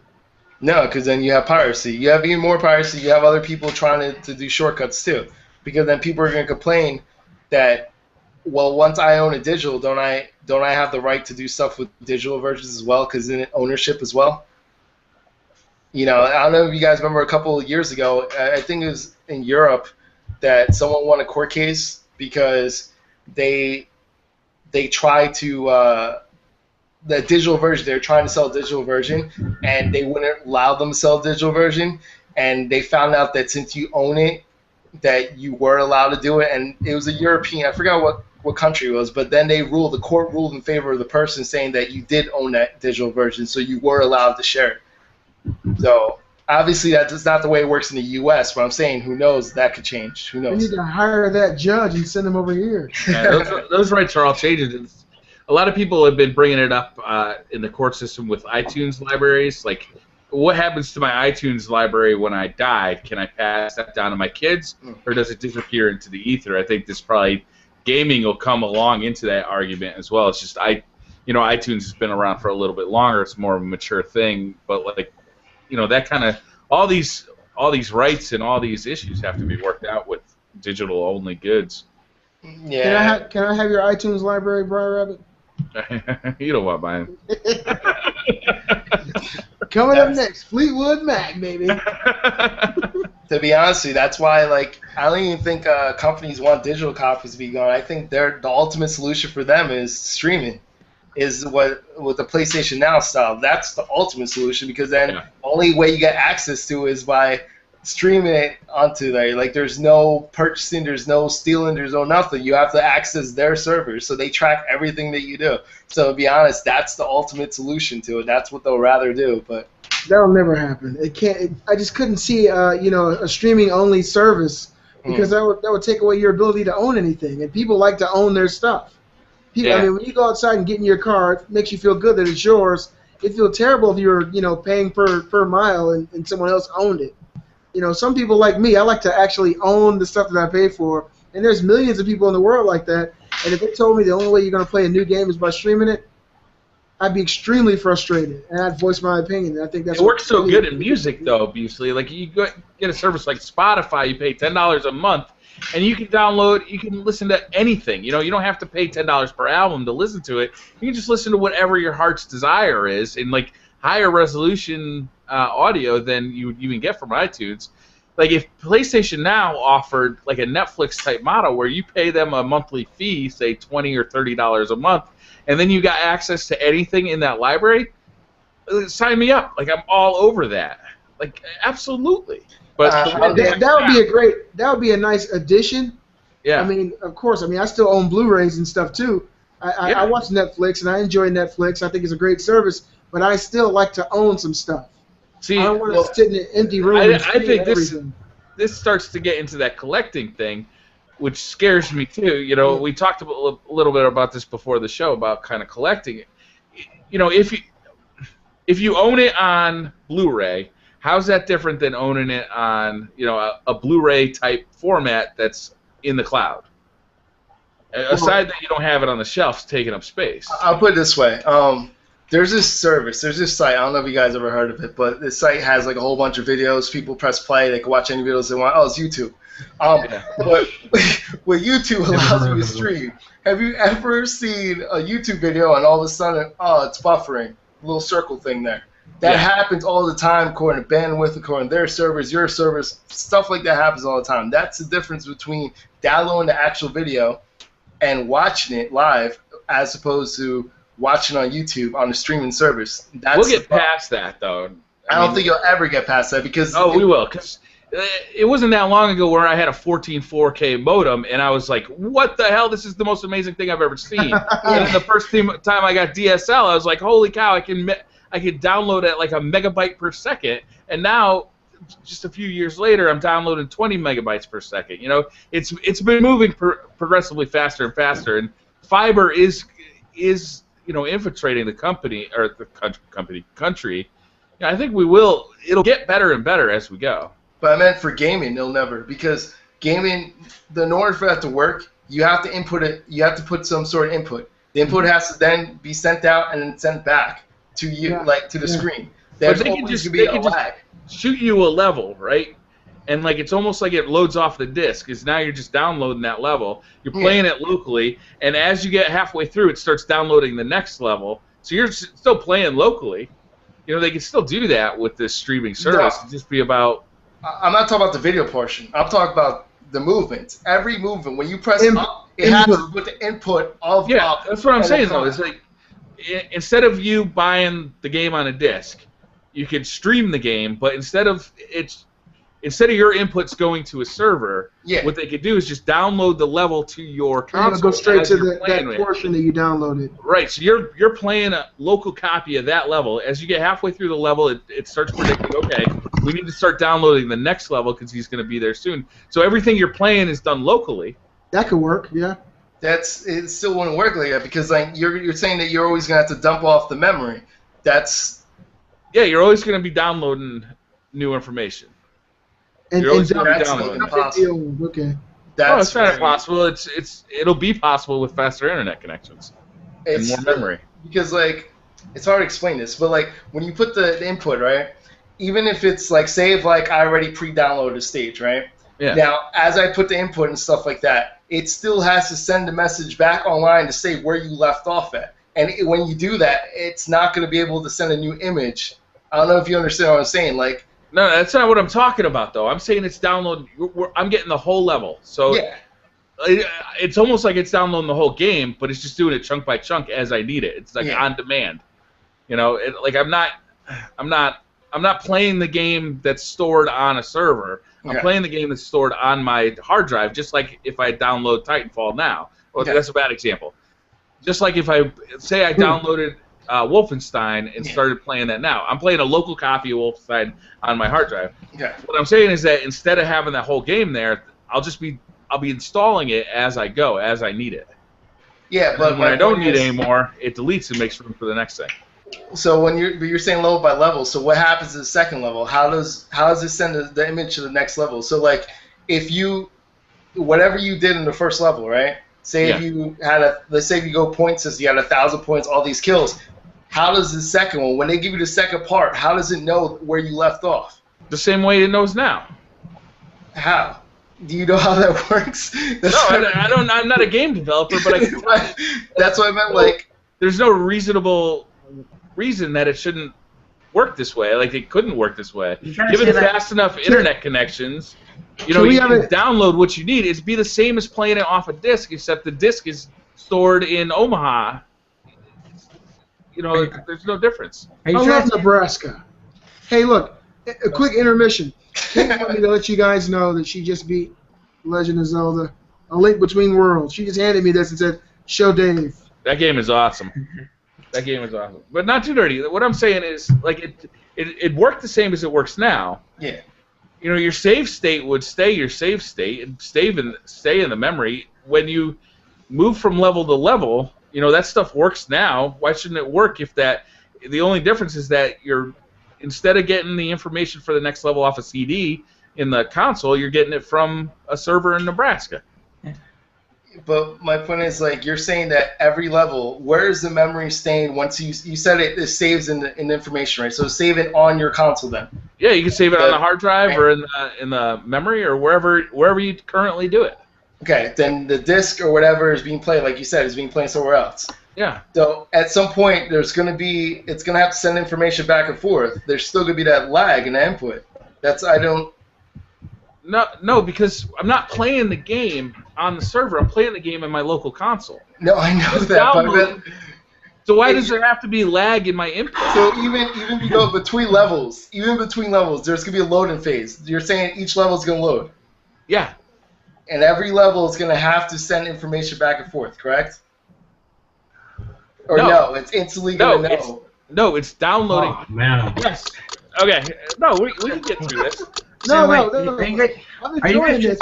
You're not getting me though, because like you're saying I don't that. think I am, because what I'm saying is that the game works exactly like it does now. Okay. Okay. I'm playing a local copy of the game. Okay. The only difference is when I get halfway through the level I'm currently on, the game triggers a download of the second level. Yes. Okay. So when I get to the second level, it's a continuous experience for me. but you're saying like a lot of the games, especially games today, each level is not the same exact thing. So like when you start downloading, what about those games where you customize your character or something like that? Yeah. How will that work? What? I don't understand your question. It's hard to explain it. How does it work now? How does it work now, and why does it have to be different? Oh my goodness. All right. So all right, let me go from I'll say how it works now on the regular game system. Right? Okay. So if you have it predetermined, right? So when you have the console, it sends a message to it saying like what loads in each what you just did beforehand. What you're saying is that you keep that memory of whatever happened for that first level. It keeps it in there, and then the second one loads like that. But what happens is it pre-renders the game ahead of time on this machine. So it pre-renders the scenes and the levels, so where you start off at. So that's why sometimes you ever seen a game glitch out or something between levels because what you did previously. I have. You know what I mean? Like that's why it wouldn't work out like that, because each time you download a new level, it doesn't make sense. Are you getting rid of that previous level? No, it can still be on the hard drive, right? So, it could not get deleted until I turn off the game. So what are you streaming then? Just streaming the levels. The levels are coming as you need them. So he's saying it streams in chunks. But that doesn't solve the problem of streaming games, though, where that's digital download level by level, and that won't even be connected. But I'm just saying, that's what I'm saying. It's a different technology, but I think it'd be a better one, assuming faster internet connections, because instead of having to stream a game where you're basically sending your inputs to a server, so every time I hit the up button, I get the ping time all the way to the server. I'm still playing a local copy of that game. But it's just digital download. There's no difference. It's digital download, except that it gets around the piracy issue because I can't keep a copy of that game. I'm never downloading the full copy of the game. I guess it does make a lot of sense. Eventually you will, though, because if you're saying if you saves it, eventually you'll download the whole game, right? Eventually, but never in unless I play like a 10-hour session of the full game, I wouldn't do it all in one shot. But that's what I'm saying. Like eventually, it's gonna have to store all that stuff, so that's not any different. That's all you're doing is preloading what the PS4 does right now. All you're doing is playing the game while it's loading. Yeah, that's what you're doing. It's a better way to do it because I don't have to wait for input lag to get from my console to a server where the game is actually being played. So basically, you're saying, Briar Rabbit, once the technology gets there, that we'll be able to basically almost stream digital downloads, like right there on the fly. You see a game you want, bam, it starts coming. Maybe within the first minute, you're able to start playing the game. What's wrong with you? I love this show, man. Not too nerdy. Not too nerdy. That's digital download then, because you're downloading the game, you're not streaming it. That's true. Except continue. Okay. That's true. What you're saying is true, except I'm not downloading the whole game. I'm downloading it as I need it. It's more like on demand, right? It's like as I need more pieces of this game, I can download them. And the game, will have to be smart enough to predict. Okay, well, it looks like he's going to get to It looks like he's going to get to level 2 soon. So we need to start downloading that. Then once we're on level 4, okay, he's not going back to level 1 anytime soon, so we can delete that and make room for level 5. You know what I'm saying? For all the viewers watching this, leave comments down in the comment section below and let us know what you think about this digital downloads versus streaming debacle. I'm just curious because I feel like the same exact thing what you do right now with the PS4, and that's what they do. They're downloading the game portion by portion. You're allowed to play it, and you can't play the next part till that other part's downloaded. That's how the OnLive service works? Huh? No, I meant their PlayStation Now service works? When you download it, you could download a game digitally, and it does that too. Like you could do portion-wise. The same thing, or if you get the disc and you put the disc in there, it's also downloaded off to this upload on here. That's what I'm saying. That's what I said 10 minutes ago. But that's what I'm saying. But we're talking about streaming though. Has nothing to do with streaming. My hope is that this system could replace streaming. Because streaming, the problem with streaming to me is that every input I make, if I hit the A button to jump, there's a lag between my console and the server, and you're always going to feel that. No matter how fast that lag gets, you're always going to feel it. Yeah, that's what I was saying at the beginning. But I still meant. Oh my god! Shut up. What I'm saying though, my point was. Oh my god! That totally just counteracted what we're talking about, because we're saying that eventually if the future is getting rid of the console, you're going to need a console there because you're going to have the hard drive to save the memory on. You're going to have to have everything the same exact way. So what's different? I'm lost. This is kind of what Briar Rabbit's saying. Okay, imagine a game like The Walking Dead, the Telltale Games. If you could get episode by episode instead of it'd be kind of like streaming a whole episode almost on the fly. And after you get done with that episode would go away or get dumped off your hard drive as you're downloading the next. Wait, he's saying it's a new system. It's a new system. It wouldn't necessarily be streaming. It would be kind of like a hybrid of streaming and digital download because you're streaming it. You're actually playing the game as it's still being collected onto your hard drive. So technically it isn't a full digital download because it's not fully on your system at the moment you're playing it. It's still being streamed to your system or downloaded to your system. So that's kind of what he's saying, right, Brian? I'm sorry, I started reading the comments.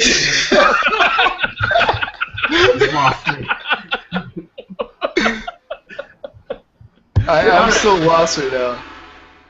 It's so much, just so much. I'm just like... That was the most epically long debate in history. My God. Hey, I love it. It's a conversation podcast. One debate on who, though? On what side? Hey. I love it. This is a conversational podcast. That's not how... Oh, my God. That drove me crazy. That bugged me out, that one. Hey, man, we're not supposed to agree all the time. That shit is what makes it just better. We have to know the difference between streaming and downloading. That's what we're arguing right now about. So to the guys watching the show live, what do you think will be a better system in the future? Fast digital downloads or fast digital streaming, or does it even make a difference?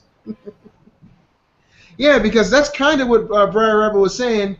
If you get like an episode of The Walking Dead immediately, it would be streaming to your console as you're playing it. Of course it would. But what he specified is that the first level will have to download. That's what he said. It will have to download because it's no input. Correct? That's my point. That's what I got out of it. So we agree on that part. Yeah. My point is this: when you download the first episode, it's on there, it's saved. That's a digital download. Whether you did episodes, whatever, you just digitally download it. You didn't stream it, and then from there on, it's downloading the rest. Yeah. So as soon as it can read. But my point is, it's still a download. You're never streaming it. Not at one point. That's we have no argument here. Yeah. We have no argument here. That's what I'm saying. So it's not. It's not. He's saying it might be a better system. I wasn't trying to call it streaming. I was saying this is the system I would like better than streaming. So what you're saying, it could be like a part digital. You could different parts. You could digitally download different parts of the game. Right. So separately. Right. That's what we're talking about. Yeah, absolutely. And they would come to you as you were playing, and then be deleted as you didn't need them anymore. Yeah. So you were always playing the game on your console at home. I'm just so happy because we got it. And you guys got it too. You're all part of this. Oh man, this is weird. Dude, that is too much, man. My mind was like. So you guys are in agreement that streaming will always have an issue with input lag, no matter what. I heard you both say that.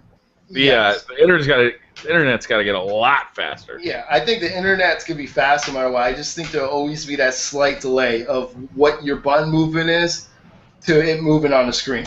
Yeah. Of course they could try to minimize it as much as they want to, but no matter what, it's always going to be a slight delay. And you could tell that just by your controller or whatever. It's going to make it less of a difference between games, too. Like, Valiant Hearts, you probably wouldn't even notice it. But, if you're playing Mario, you'd notice it constantly because instant timing is what it's all about. Or Street Fighter. Playing Call of Duty streaming is going to be very difficult. I don't know. I almost can imagine that being a good experience. If the game is playing locally on a server and everybody is just based on whatever their ping time is to that server, and then they got to download what they see. I don't know. I could almost see multiplayer games working that way because everybody would have a fair experience based on their own ping time to the server, as opposed to having to go to a server and then to a host. The only thing is, I can almost see that working. I mean, I agree that everyone's going to have the same exact experience. I just think it's going to be a good experience together. No, yeah. Everyone's going to be slow together, but hey, you all see the same thing, so it'll actually be fair. Yeah, fair experience. I guess that's different than a good The experience. problem is, it's like slow. Yeah. It'll get faster though. It's gotten faster already. I remember playing Quake 3 with like a 300 ping.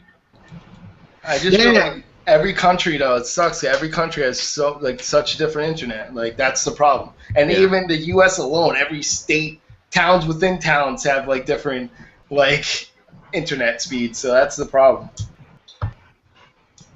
Yeah. During the now that the debate's over, you guys take off your boxing gloves. We want to go back to something we talked about during the pre-show, guys. Dave and I was talking about what it's like for kids now growing up playing video games versus the way it was for us growing up playing video games. Robbie, Unreal, you guys are a little bit younger than us, but we want to talk about what it would be like and what it is like for kids growing up now versus the way it was back in the 80s. Because I can tell you right now, in 85, Nintendo was all we had. And we thought the Nintendo was a supercomputer. I remember when I saw Mario, I thought it was magic. Played Castlevania, Ninja Gaiden. I thought that this was just beyond my realm of possibility that this is actually real. When I picked up the first light gun and shot those ducks in Mario Duck Hunt, to me, that was virtual reality. That was Project Morpheus right there. And now these kids are 4 and 5 years old. My daughter's 3. She's got a tablet. She's got her phone. She has an Android phone, my old phone. She plays video games. She has a PS4 in her house. And we wanted to talk about a little bit of the contrast and how much things have changed and really pretty much how it's going to be for these kids once they get older. What do you guys think about growing up now and video games compared to the way it was back 20, 25 years ago? When I was a kid, I used to have to walk all the way to school, 10 miles, uphill, both ways, in the snow. You don't say. Yeah. Yeah, you know what's funny? Yeah, Beasley, when you said 20, 25 years ago, you just took 2 people out of this conversation. I was like, I've been gaming for 28 years, okay? I actually sat and did the math today. But 28 years is a long time, and so I've seen a lot of things come and go, but it really is phenomenal to me. I'm sitting here in front of my game shrine. I'm looking at history. And just remembering how it was when these systems came out and how they pushed technology so much further and really improved the overall gaming experience. And now you think about games like, for us, when the 64 came out, it was phenomenal. But now the kids look at that and it's like watching, Pong compared to what they see now on the screen. They got games like Battlefield 4 on the screen, and you got games like The Last of Us and all these next-gen graphics. Now it's almost photorealistic. Call of Duty Advanced Warfare just touted that their game is going to be the closest first-person shooter to be photorealistic ever. And these kids are growing up, and to them this will be the norm. And plus technology in general is just so far ahead of where it was 25 years ago. It's amazing, man, and I'm super excited to see what happens like in the next 20 years if technology continues to move forward the way it has, because I want my own holodeck before I die. And those guys out there who know what Star Trek is know what the holodeck is. I want to be able to come in the house and just be back in 1875 when black people were still cool in America. But, yeah, what are you guys' thoughts on that old school stuff? I know, Not Too Nerdy, you got a lot of older game systems and you grew up with them. I just think that time was a lot more. It was all about fun in games. It was not about like all the graphics or anything like that. I mean, yeah, you're amazed by, oh, this looks great, but then another one comes out and you're like, oh, this one looks great. And I just think technology today is so quick. We got new consoles here that are close to being outdated already, if you really think about it. Like, not outdated, but pushed to their limits almost, And I just think technology moves so much quicker than it did before, because before, like, those console generations lasted a long time because, like, you had that technology wasn't moving as fast back then. And a lot of the games, too, like, another thing, I think the gameplay in those games, like, you got games that were challenging and that made you play hours on end because they're so hard. But they were hard as hell. Yeah, if you knew what to do in the game, once you learned, those games are, 35 minutes, 40 minutes tops? Like, there's a majority of them took no time. But it took months to beat them, though. Yeah, it took months to beat them because you had to learn patterns. That was the biggest thing back then. They gave you patterns back then so that you had to practice and memorize certain things, and you practice over and over again, so you knew what the pattern was, so that when you beat it, you feel like a sense of accomplishment. And they didn't hold their hand. Yeah, they didn't hold their hand throughout the whole thing. They also didn't give you a tutorial for most of this stuff. They just threw you there and it's like play. Yeah, a game manual that was 6 pages in black and white. Yeah, there's no internet to look up cheat codes or anything. You have to literally get Game Informer. Your cheat codes came from around the lunch table. Yeah, you know what I mean? Like you had people draw out maps. Like that's what I did when I was younger. For Metro, I drew out the map. I'm like, okay, this is what it looks like. You know. Because there wasn't a map in the game. Yeah, there was no select button that you just go look at it. Oh, there's a map here. We're going to go here. And then you could set a waypoint. What waypoint? Fast travel. So fast travel. It took you an hour to get to that spot. It's going to take you an hour to get to that spot. Wow. Like, that's the way it was. And I felt like if you try to bring those games back today, and no. With that time length, people will be pissed off. Like, man. Kids would be upset, yeah. Like, look at the way people react to Metal Gear Solid. We talked about this. It's $30, right? $30 is a 10-minute game, and, like, yes, it had different ways of beating the game, and it had, like, a whole bunch of other things that took you some time to beat. Back then, how much do you think those games cost, even if it only was 20 minutes long? You know what I mean? Like, so it's just funny how times have changed. People expect more from these companies. And it's funny because, like, people don't realize that it's completely different. Like, games today, like, you could die 1,000 times and just restart from the last checkpoint. Yeah. Couldn't do that then. You die 5 times. Usually it's that 5th time you die, game over. And you get upset, you throw the controller. Then you pick it up after an hour, you're like, I'm going to do this again. Just for you to die the same exact spot. I used to buy a game. When I was a kid, I only got like 4 games a year because that's what my family could afford. 4 games is a lot, probably, compared to what I got. And I used to work on those games so hard. And sometimes I had a game that I never beat because I just couldn't. It was too damn hard. Battletoads was like that for me. I never beat Battletoads. I owned it, and I never beat it because it was fucking impossible. Teenage Mutant Ninja Turtles. I might never have beat that game, too, for the NES. Oh, that's so hardcore. That was rough, though. That was a hard game, but like those games, I'd just sit there and I'd work on them. Now, like you buy a game, let's say you buy a $60. I'll use Wolfenstein as another example. You buy that game for $60, and you beat it in a week because it's easy as pie to get through. Then what are you left with? You're not getting another game for 3 months. You know, you're not getting another game till Christmas. Who knows when you're getting another game? You know, you're bummed. Yeah, sure, it was an 8-hour experience, but you've seen everything there is to see in that game. You play it on a harder difficulty, but you're not going to see anything different. You're just going to get harder enemies. Those games lasted so long, man. And like you said, Briar, you put hours upon hours upon hours and barely move anywhere in those games. Unreal Gamer, you can relate. You played Castlevania 2, Simon's Quest. That was like the hardest game I've ever played in my life. That's easy. That's the easiest one, I think. Yeah, man. You got to play Dracula's Curse, though. Games like that, those are the games, the first games that I actually played that gave me that difficulty that just blew my mind.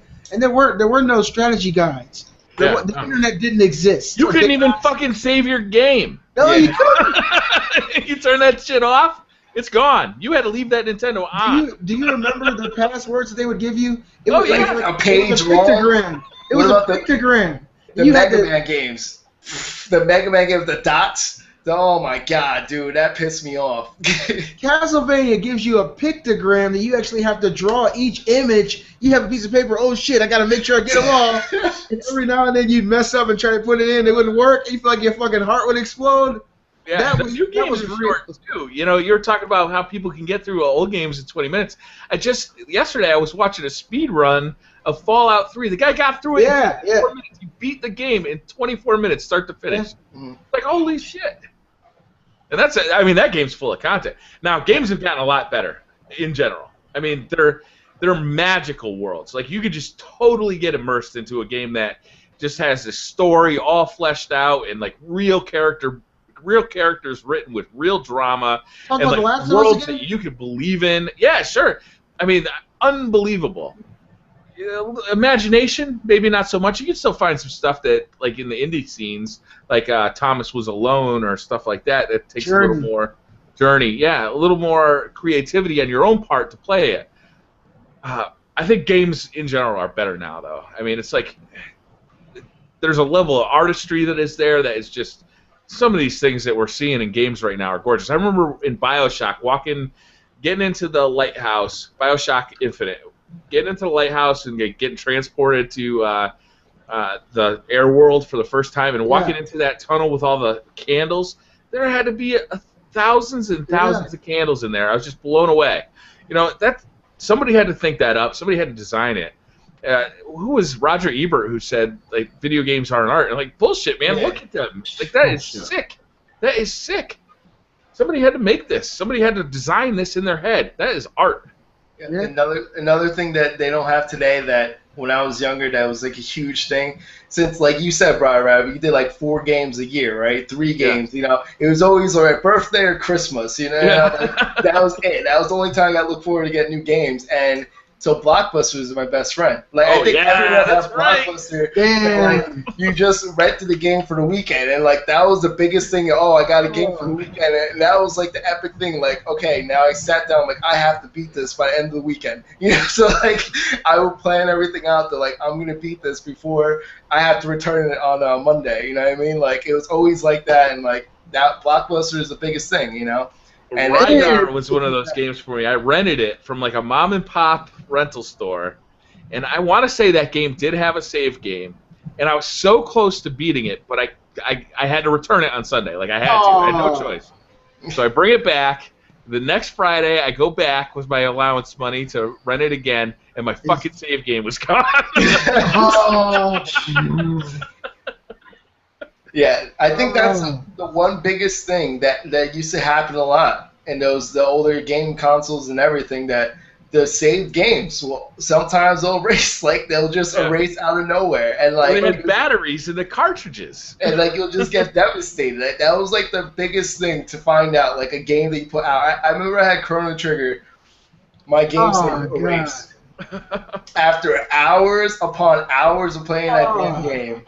That I just go back one day and I'm like, wait, I'm looking at it for a while. Like I'm staring at the screen like it's just gonna change. Like this can't be happening. You have no idea how many times A Link to the Past erased me also. Really? Like luckily that game, like I got so good at it, I could beat it quickly, but there's so many times that like it just would erase. I was just so upset. And there's different carts that did that too, but yeah, so it was no fun back then. That's a one advantage now. Like everything's there. Like, I mean, if you die, you get like a checkpoint. Like people today complain about, oh, I have to go all the way back to this checkpoint. Like, at least you have to start the whole game over. Like, and you've got like 19 saves as you've been going. That it all, it keeps every one of them. Yeah, it's just. Think about that, guys. I remember back in the day where games didn't have any saves, and then when you think about something like Elder Scrolls, you could save like every 5 minutes on that game. You can go right back to the moment where you want to go back to. Things have changed, and I agree 100% with you, Brian Rabbit. Things have changed for the better because all the games of old still exist. And best case scenario, they can be remade and remastered, which they're doing to a lot of these old games. So things are better, man. It's an awesome time to be a gamer. I'm super happy to be here today. Yeah, in a few months you'll be able to make your own Mario levels. You won't have to just play Super Mario over and over and over. I kind of want more games, though, to start putting this straight into the game. Like, yes, the story is fine. I'm not talking about story. I'm talking about, like, less of these tutorials. Like, train us as we go along. Like, don't hold our hands the whole time. Like, or how about this? Go too far with it. I've played a first-person shooter. I understand how to move up, down, left, right, and jump. Like, I get it. Like, I have played a lot of these now. How about you just put a little tutorial section that is optional if you want to, if you want to use it. But for the most part, you just put me into the game and I can start playing it. Yeah, I hate those tutorials, like you just said. Like, they don't let you skip it. Why am I doing this tutorial right now? I bought Titanfall. It's an online first-person shooter, multiplayer only. I'm guessing that nobody who bought that had never played a first-person shooter before. But you literally had to learn to go up, down, left, right. Like, but the funny thing is, I'm sure that people would eventually figure out how to wall jump on their own. I mean, it's not that complicated to do. I mean, yeah, it gets used to, like, to time it, but it's practice. Like, that's not, even with the tutorial, you screwed up with the tutorial too. It took practice anyway. It would have been the same thing anyway, but. And isn't it fun when you feel like you discovered it on your own as opposed to just were told it? Some companies, it's a lot of fun. Some companies do give you the optional tutorial. I think Super Street Fighter, the arcade edition, they gave you the tutorial option, but you didn't have to go through it. Some games you actually do need tutorials for, though, and some first-person games like Mirror's Edge. You guys remember that? Yeah. Yeah. That game was so different that you actually did need a little bit of help to figure out the mechanics.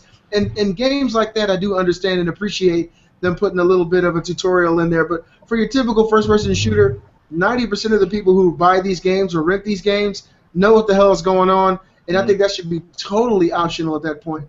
Yeah, a lot of games are doing that, like Spelunky and stuff like that, where you really are discovering it as you go. Minecraft is like that. You really have to just discover it on your own as you go, and that's a lot of fun.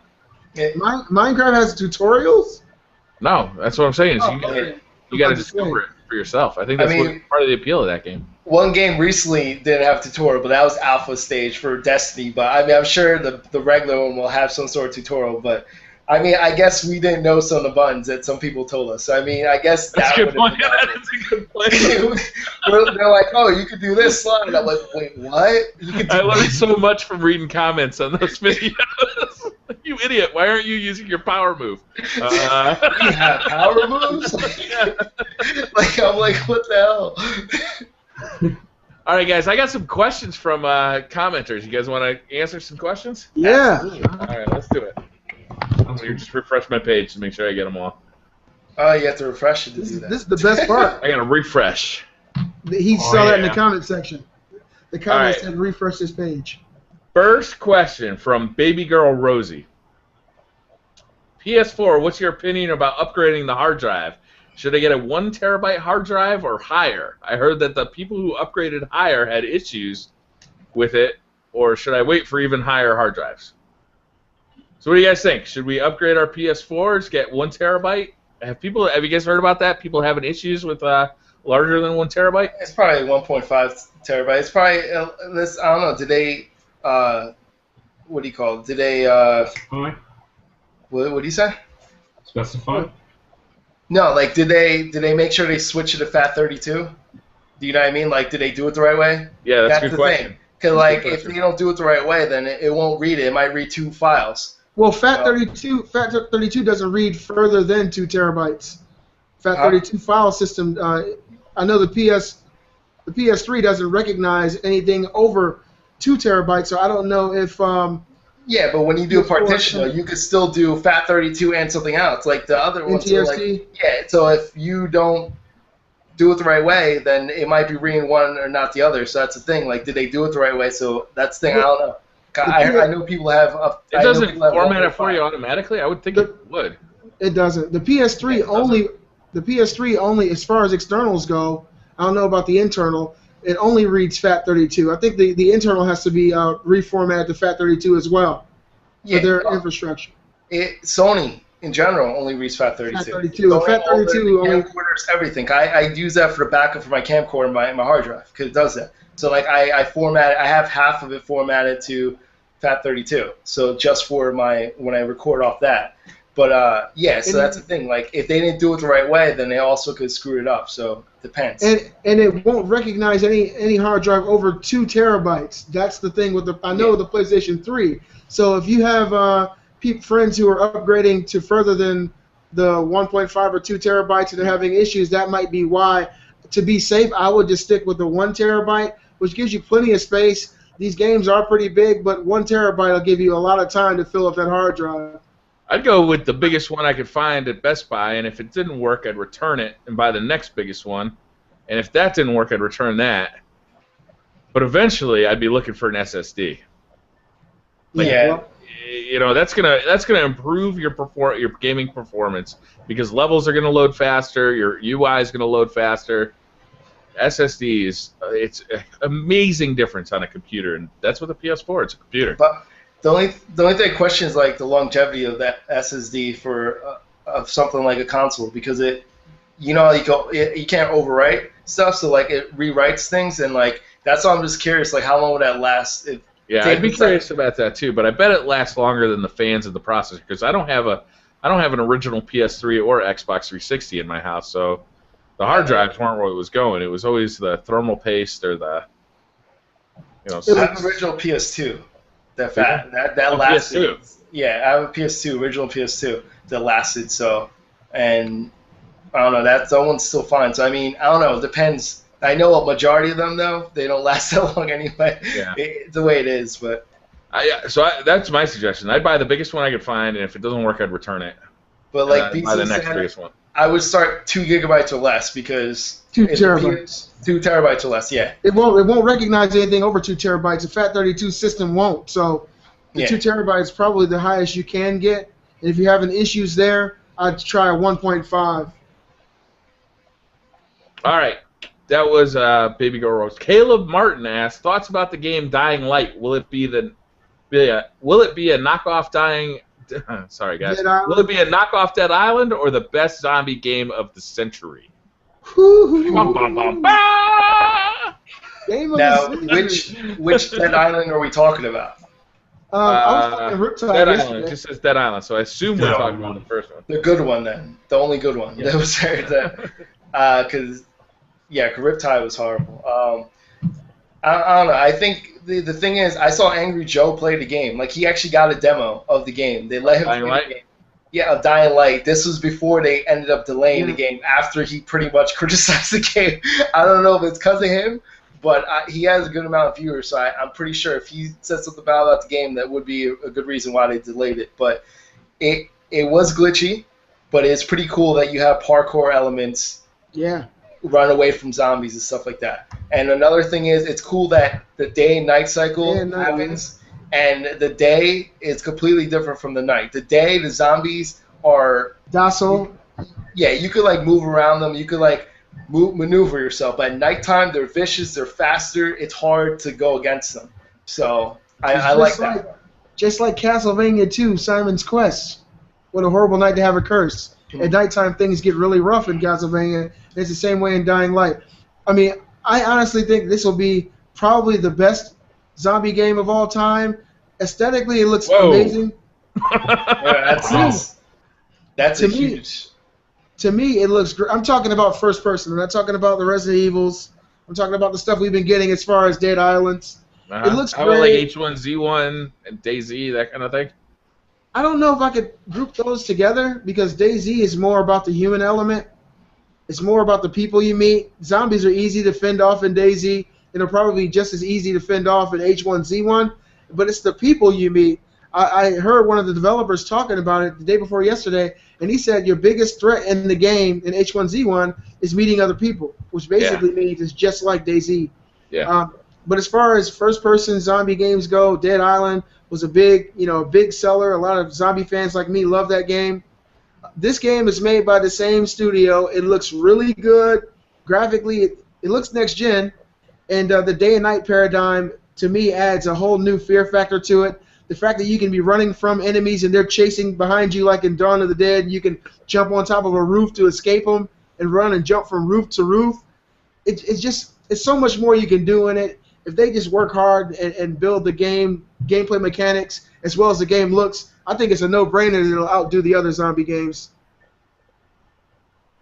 I mean, I'm questioning because, like, I don't know. I think it looks good. It looks like it's going to be fun. I don't think it's not going to be fun. But the thing is, like, I don't know, because it's combining Mirror's Edge, the parkour Mirror's Edge, with a zombie game like Dead Island. So, like, I don't know. That sounds like fun. That sounds like fun. It's fun, but at the same time, like, to say it's a best zombie game, I don't know. That's a bold statement. Well, tell me your. It's never about the zombies. They're always about the interpersonal reactions between the people who are put in a really stressful environment. So, let me guess. Not too nerdy. Did you like the Walking Dead first-person shooter? Which one? No. I'll say even the original Nazi zombie from World at War was probably the best iteration of any zombie game, and that was the original one. Like, I think that's what changed everything back to it. Like, I don't know. Like, I had the most fun with that, I think. So. What do you think, Robbie? Oh, jeez. What do I think? Best zombie game of all time? or just a Dead Island ripoff? Well, it is being made by the same developer that made Dead Island, so it's definitely going to have some similarities and take some things away from Dead Island, but I feel like it's probably just going to be a bit of an evolution over Dead Island, like with the parkour and all that. So it's probably going to be pretty similar, but at the same time, like, have some new mechanics like kind of keeps it more fresh and more enjoyable. Like, that's why it's not Dead Island 2. Well, obviously Jaeger's making Dead Island 2, so they couldn't do that, but, you know, so it's probably going to be pretty similar, and it'll be a good game, I feel. What do you think, Unreal Gamer? Well, I don't know. There's so much competition out there because there's Daisy, there's Nether, there's Infection, and there's so many other ones. I can't see them doing something Left so 4 Dead. different. About that. Yeah. There's so many of them. What makes this different than what else is out there? You know, I need something that's gonna blow my mind. Like, yeah, I'm gonna get it, or else I just play something I have in my Steam library. I'm sorry, guys. I gotta take that back. Left 4 Dead is probably the best first-person zombie game to me. Left 4 Dead was fucking great. That was the hottest. I love that game. Me and Kate killed it. Anybody get into the Evolve beta? Speaking of Left 4 Dead. No. Not yet. Yeah, have they started releasing them, or They didn't release it yet, but like they're going. They let people update it, like, or you could fill out the paperwork for it and stuff like that. I believe it's not the beta; it's alpha first. They're doing alpha for that one. They're doing a pre-alpha, and then they're going to do 2 different betas, I believe. I don't remember what they said. No, I think it's just alpha and beta. But that game looks phenomenal too, man. It's fun, yeah. The only thing is, it's only for PC only, though. From what I remember correctly, the PC is the only one that's doing alpha. It is. Oh, wow. I think it's a PC only for alpha. I don't know if it's the same thing for beta. It might be for beta as well. Race. Master Race. You're going to start console wars in the comment section. Nice. Gabriel Kane Martinez asks, Briar, I thought that was real puke. Laugh out loud. Wow. Oh, this was okay. Wow, that was good editing. Briar himself. It was yourself, right? Yes, it was myself. I literally puked on my shirt. That was gross. Yeah. It was fake puke. It was fake puke. All right, I got some more questions. Wait, I have a question then. What do you use for the fake puke? Mostly orange juice. Okay, cool. I'm always fascinated. Now, I'm always fascinated when people do that, fake blood and stuff like that. I always ask them what do they use and stuff. So that's Is there cool. some brand you recommend? Tropicana with extra pulp. Extra pulp. Get some applesauce in there to make it better. The secret is you leave it out for like a long time in the heat, and then you drink it.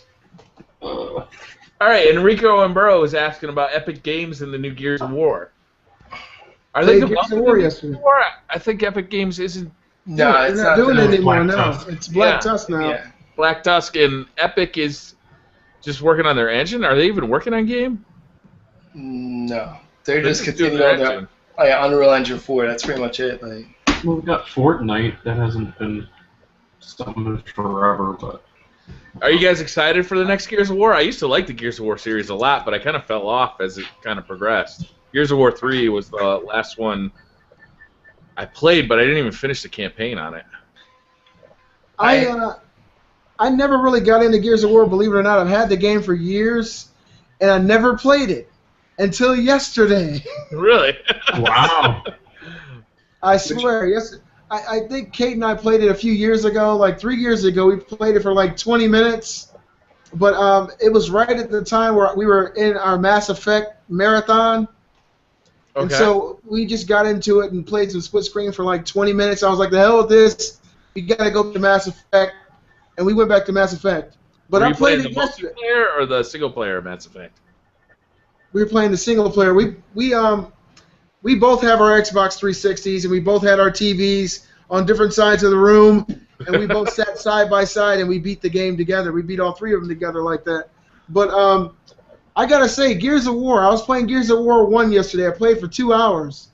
That game stands up today. It stands up today to a lot of the games that are coming out now, and I'm really shocked at how well they put that game together. It's awesome, man. That's a good game. I always knew it was a very, popular game and graphically very pleasing, but the story, the characters, and the overall feel of it. And I see so many other games pulling mechanics from that game. I'll be really excited to see the next one now that I'm actually getting into it. I personally never thought the story was special, but I think the graphics were amazing in Gears of War, and the thing that stood out to me was the third-person shooter mechanics. Everyone uses that now because that was the one that perfected. That was always a clunky mess sometimes with third-person shooters. Like SOCOM tried to do it, and SOCOM really didn't have the ability to, when you're sprinting and when you turn a corner and when you're trying to vault over something. And I think Gears of War is the first person perfected where it was able for you to get to use a ledge to line up a shot and turn around and shoot. Like, they're the ones that perfected, and like every other game pretty much like simulates that. So anytime you see a game have a shaky cam when someone's running, it's in everything. Shooter, when you see that, Gears did that first. So like I think Gears are the ones that like pioneered that, the third person shooter, the way it should be. So yeah, it felt good too. It was just comfortable. Really solid. It felt really comfortable. That was the first time for me that third person felt like more comfortable than first person shooter. I thought it was so good that like if you were a first person shooter only, you'll feel just as comfortable doing that with third person shooters. So yeah, I liked it a lot too. So to answer your question, I think we're all pretty excited about the future of Gears of War. Are you though? I mean, you played Gears of War 1. Did you play Gears of War 3? You know, like I played Gears 2. None of the same developers are still there. It's a totally different studio working on it. Ferguson is there. But there's a lot riding on it though, Brian Rabbit. You know, it does have a pedigree. The game, the name. There's a lot riding on the Spruce Moose. That doesn't make it flat. All right, I played every Gears, right? I think Gears 1 was great. Gears 2 was, I think, the best. Gears 3 was still pretty good. I like Gears 3. And then when Gears Judgment came out, it was a mess. Yeah. I think it was a disaster. It showed the sales. It showed the gameplay. It was just a mess of the way the story was, the way they rushed it. It just made no sense the way they did things. And they tried to do like a full co-op story mode campaign. It was just a whole mess, the whole thing. But on top of it being a mess, they also, like the fact that that was a mess, I think that Black Tusk might go back to what worked. So that might be it might be a blessing in disguise that Judgment was so bad that it might be a blessing in disguise, but I think Black Tusk will change around and actually make Gears work. You think they'll just make a whole game about Coltrane? Yeah, here comes the Coltrane! Woo! But you have to keep in mind that, like, on the engine that's being ran on, right? Usually the people that know how to run that engine the best, the people that know how to run that game the best, are the people that create the engine, and they're not making that game anymore. So I don't, that's why when you looked at the games done by Epic Games, that's why Gears of War looks so good. They made the engine. They know their engine. They make engines for other people. Their engine's so good. So, like, I don't know. I honestly don't know how it's going to work out. So. Yeah. I don't know. I kind of feel about the same way I feel about Halo right now. It's like the guys who created it are no longer the guys in control of it, so why should I care? Mm-hmm. Okay. In other words, it's like a new IP with the same story. It's sort of like a new game, but using rehash what other people use. So it's up in the air. It doesn't mean it's gonna be bad. Sometimes there's good new IPs are good, So do you guys kind of hearken it to maybe like Batman Arkham Origins a little bit? I hope not. I hope that I'm completely wrong. I hope that it's gonna be good. I really hope that it's gonna be good. But when it's like that, it's up in the air. Like, it could be good or it could be bad because we don't know what to expect from them. It's not their original game. It's not their baby, so who knows? But then again, sometimes people are such huge fans that they'll live up to what the hype was. So, I don't know. Yeah, hopefully. Should we wrap it up, guys? Had enough? Thirsty for more? Question, guys. What's that? I said great question to all the guys who posted them. Absolutely. I had a question, Brian. What do you got? My question is for you to ask a question. One of those epic questions of yours, one last time. We haven't done it in a while, so I want to kind of curious. Okay. Oh, yeah. We'll give you some time, though. You can think about it. But before I had one a couple of weeks ago, and I wrote it down, so I'll just bring it up. Did anyone decide of a game yet? That's the one thing I was question. Did anyone decide of a game for the? Yeah. I mean, we don't have to do it yet, but like, does anyone have a rough idea what they wanted? Like, Uh,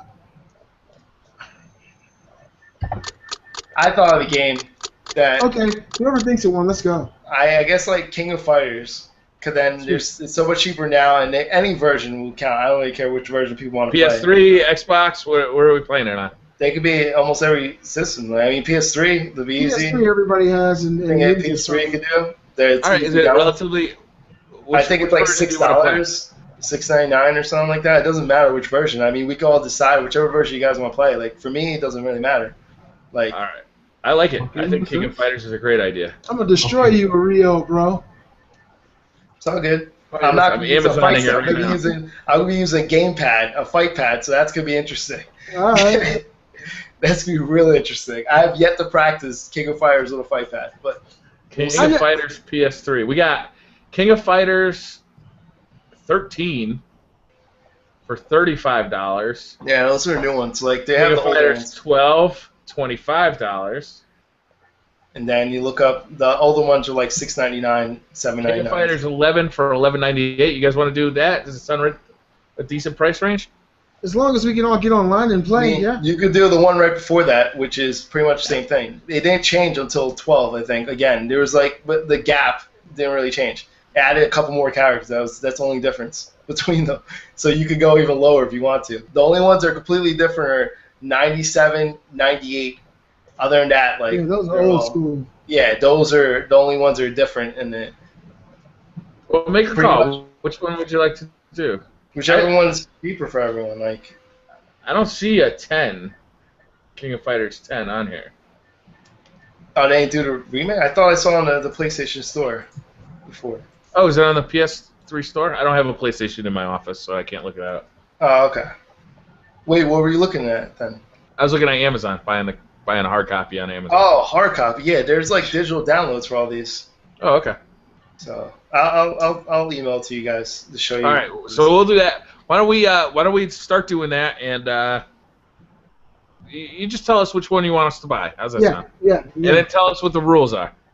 All right, cool. I'll make it fair. I'll try to make it really, really cheap for you guys, so it'll be digital download. I'm just warning you, when it's my week, I'm not gonna make it that fair. You're gonna do Call of Duty? Definitely gonna be Call of Duty.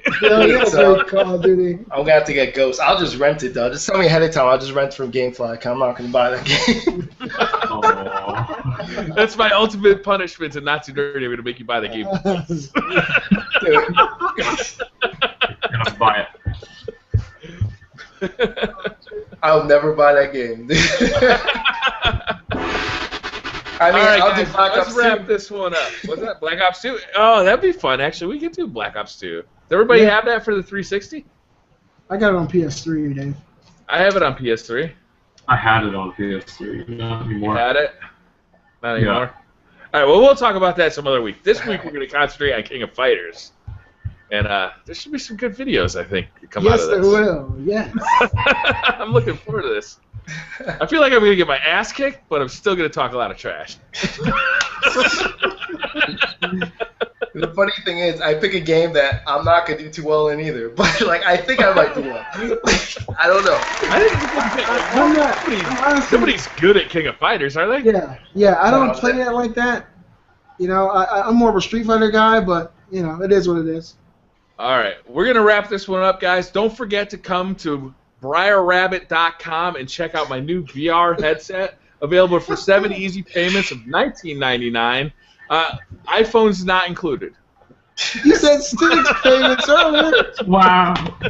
You just have to pay separate shipping and handling. Shipping and handling not included. Also taking investors. Don't forget to get your 5% off coupon from Pornhub as well. Can we please kickstart this? They won't let me on Kickstarter. I started my own. I call it Kick Harder.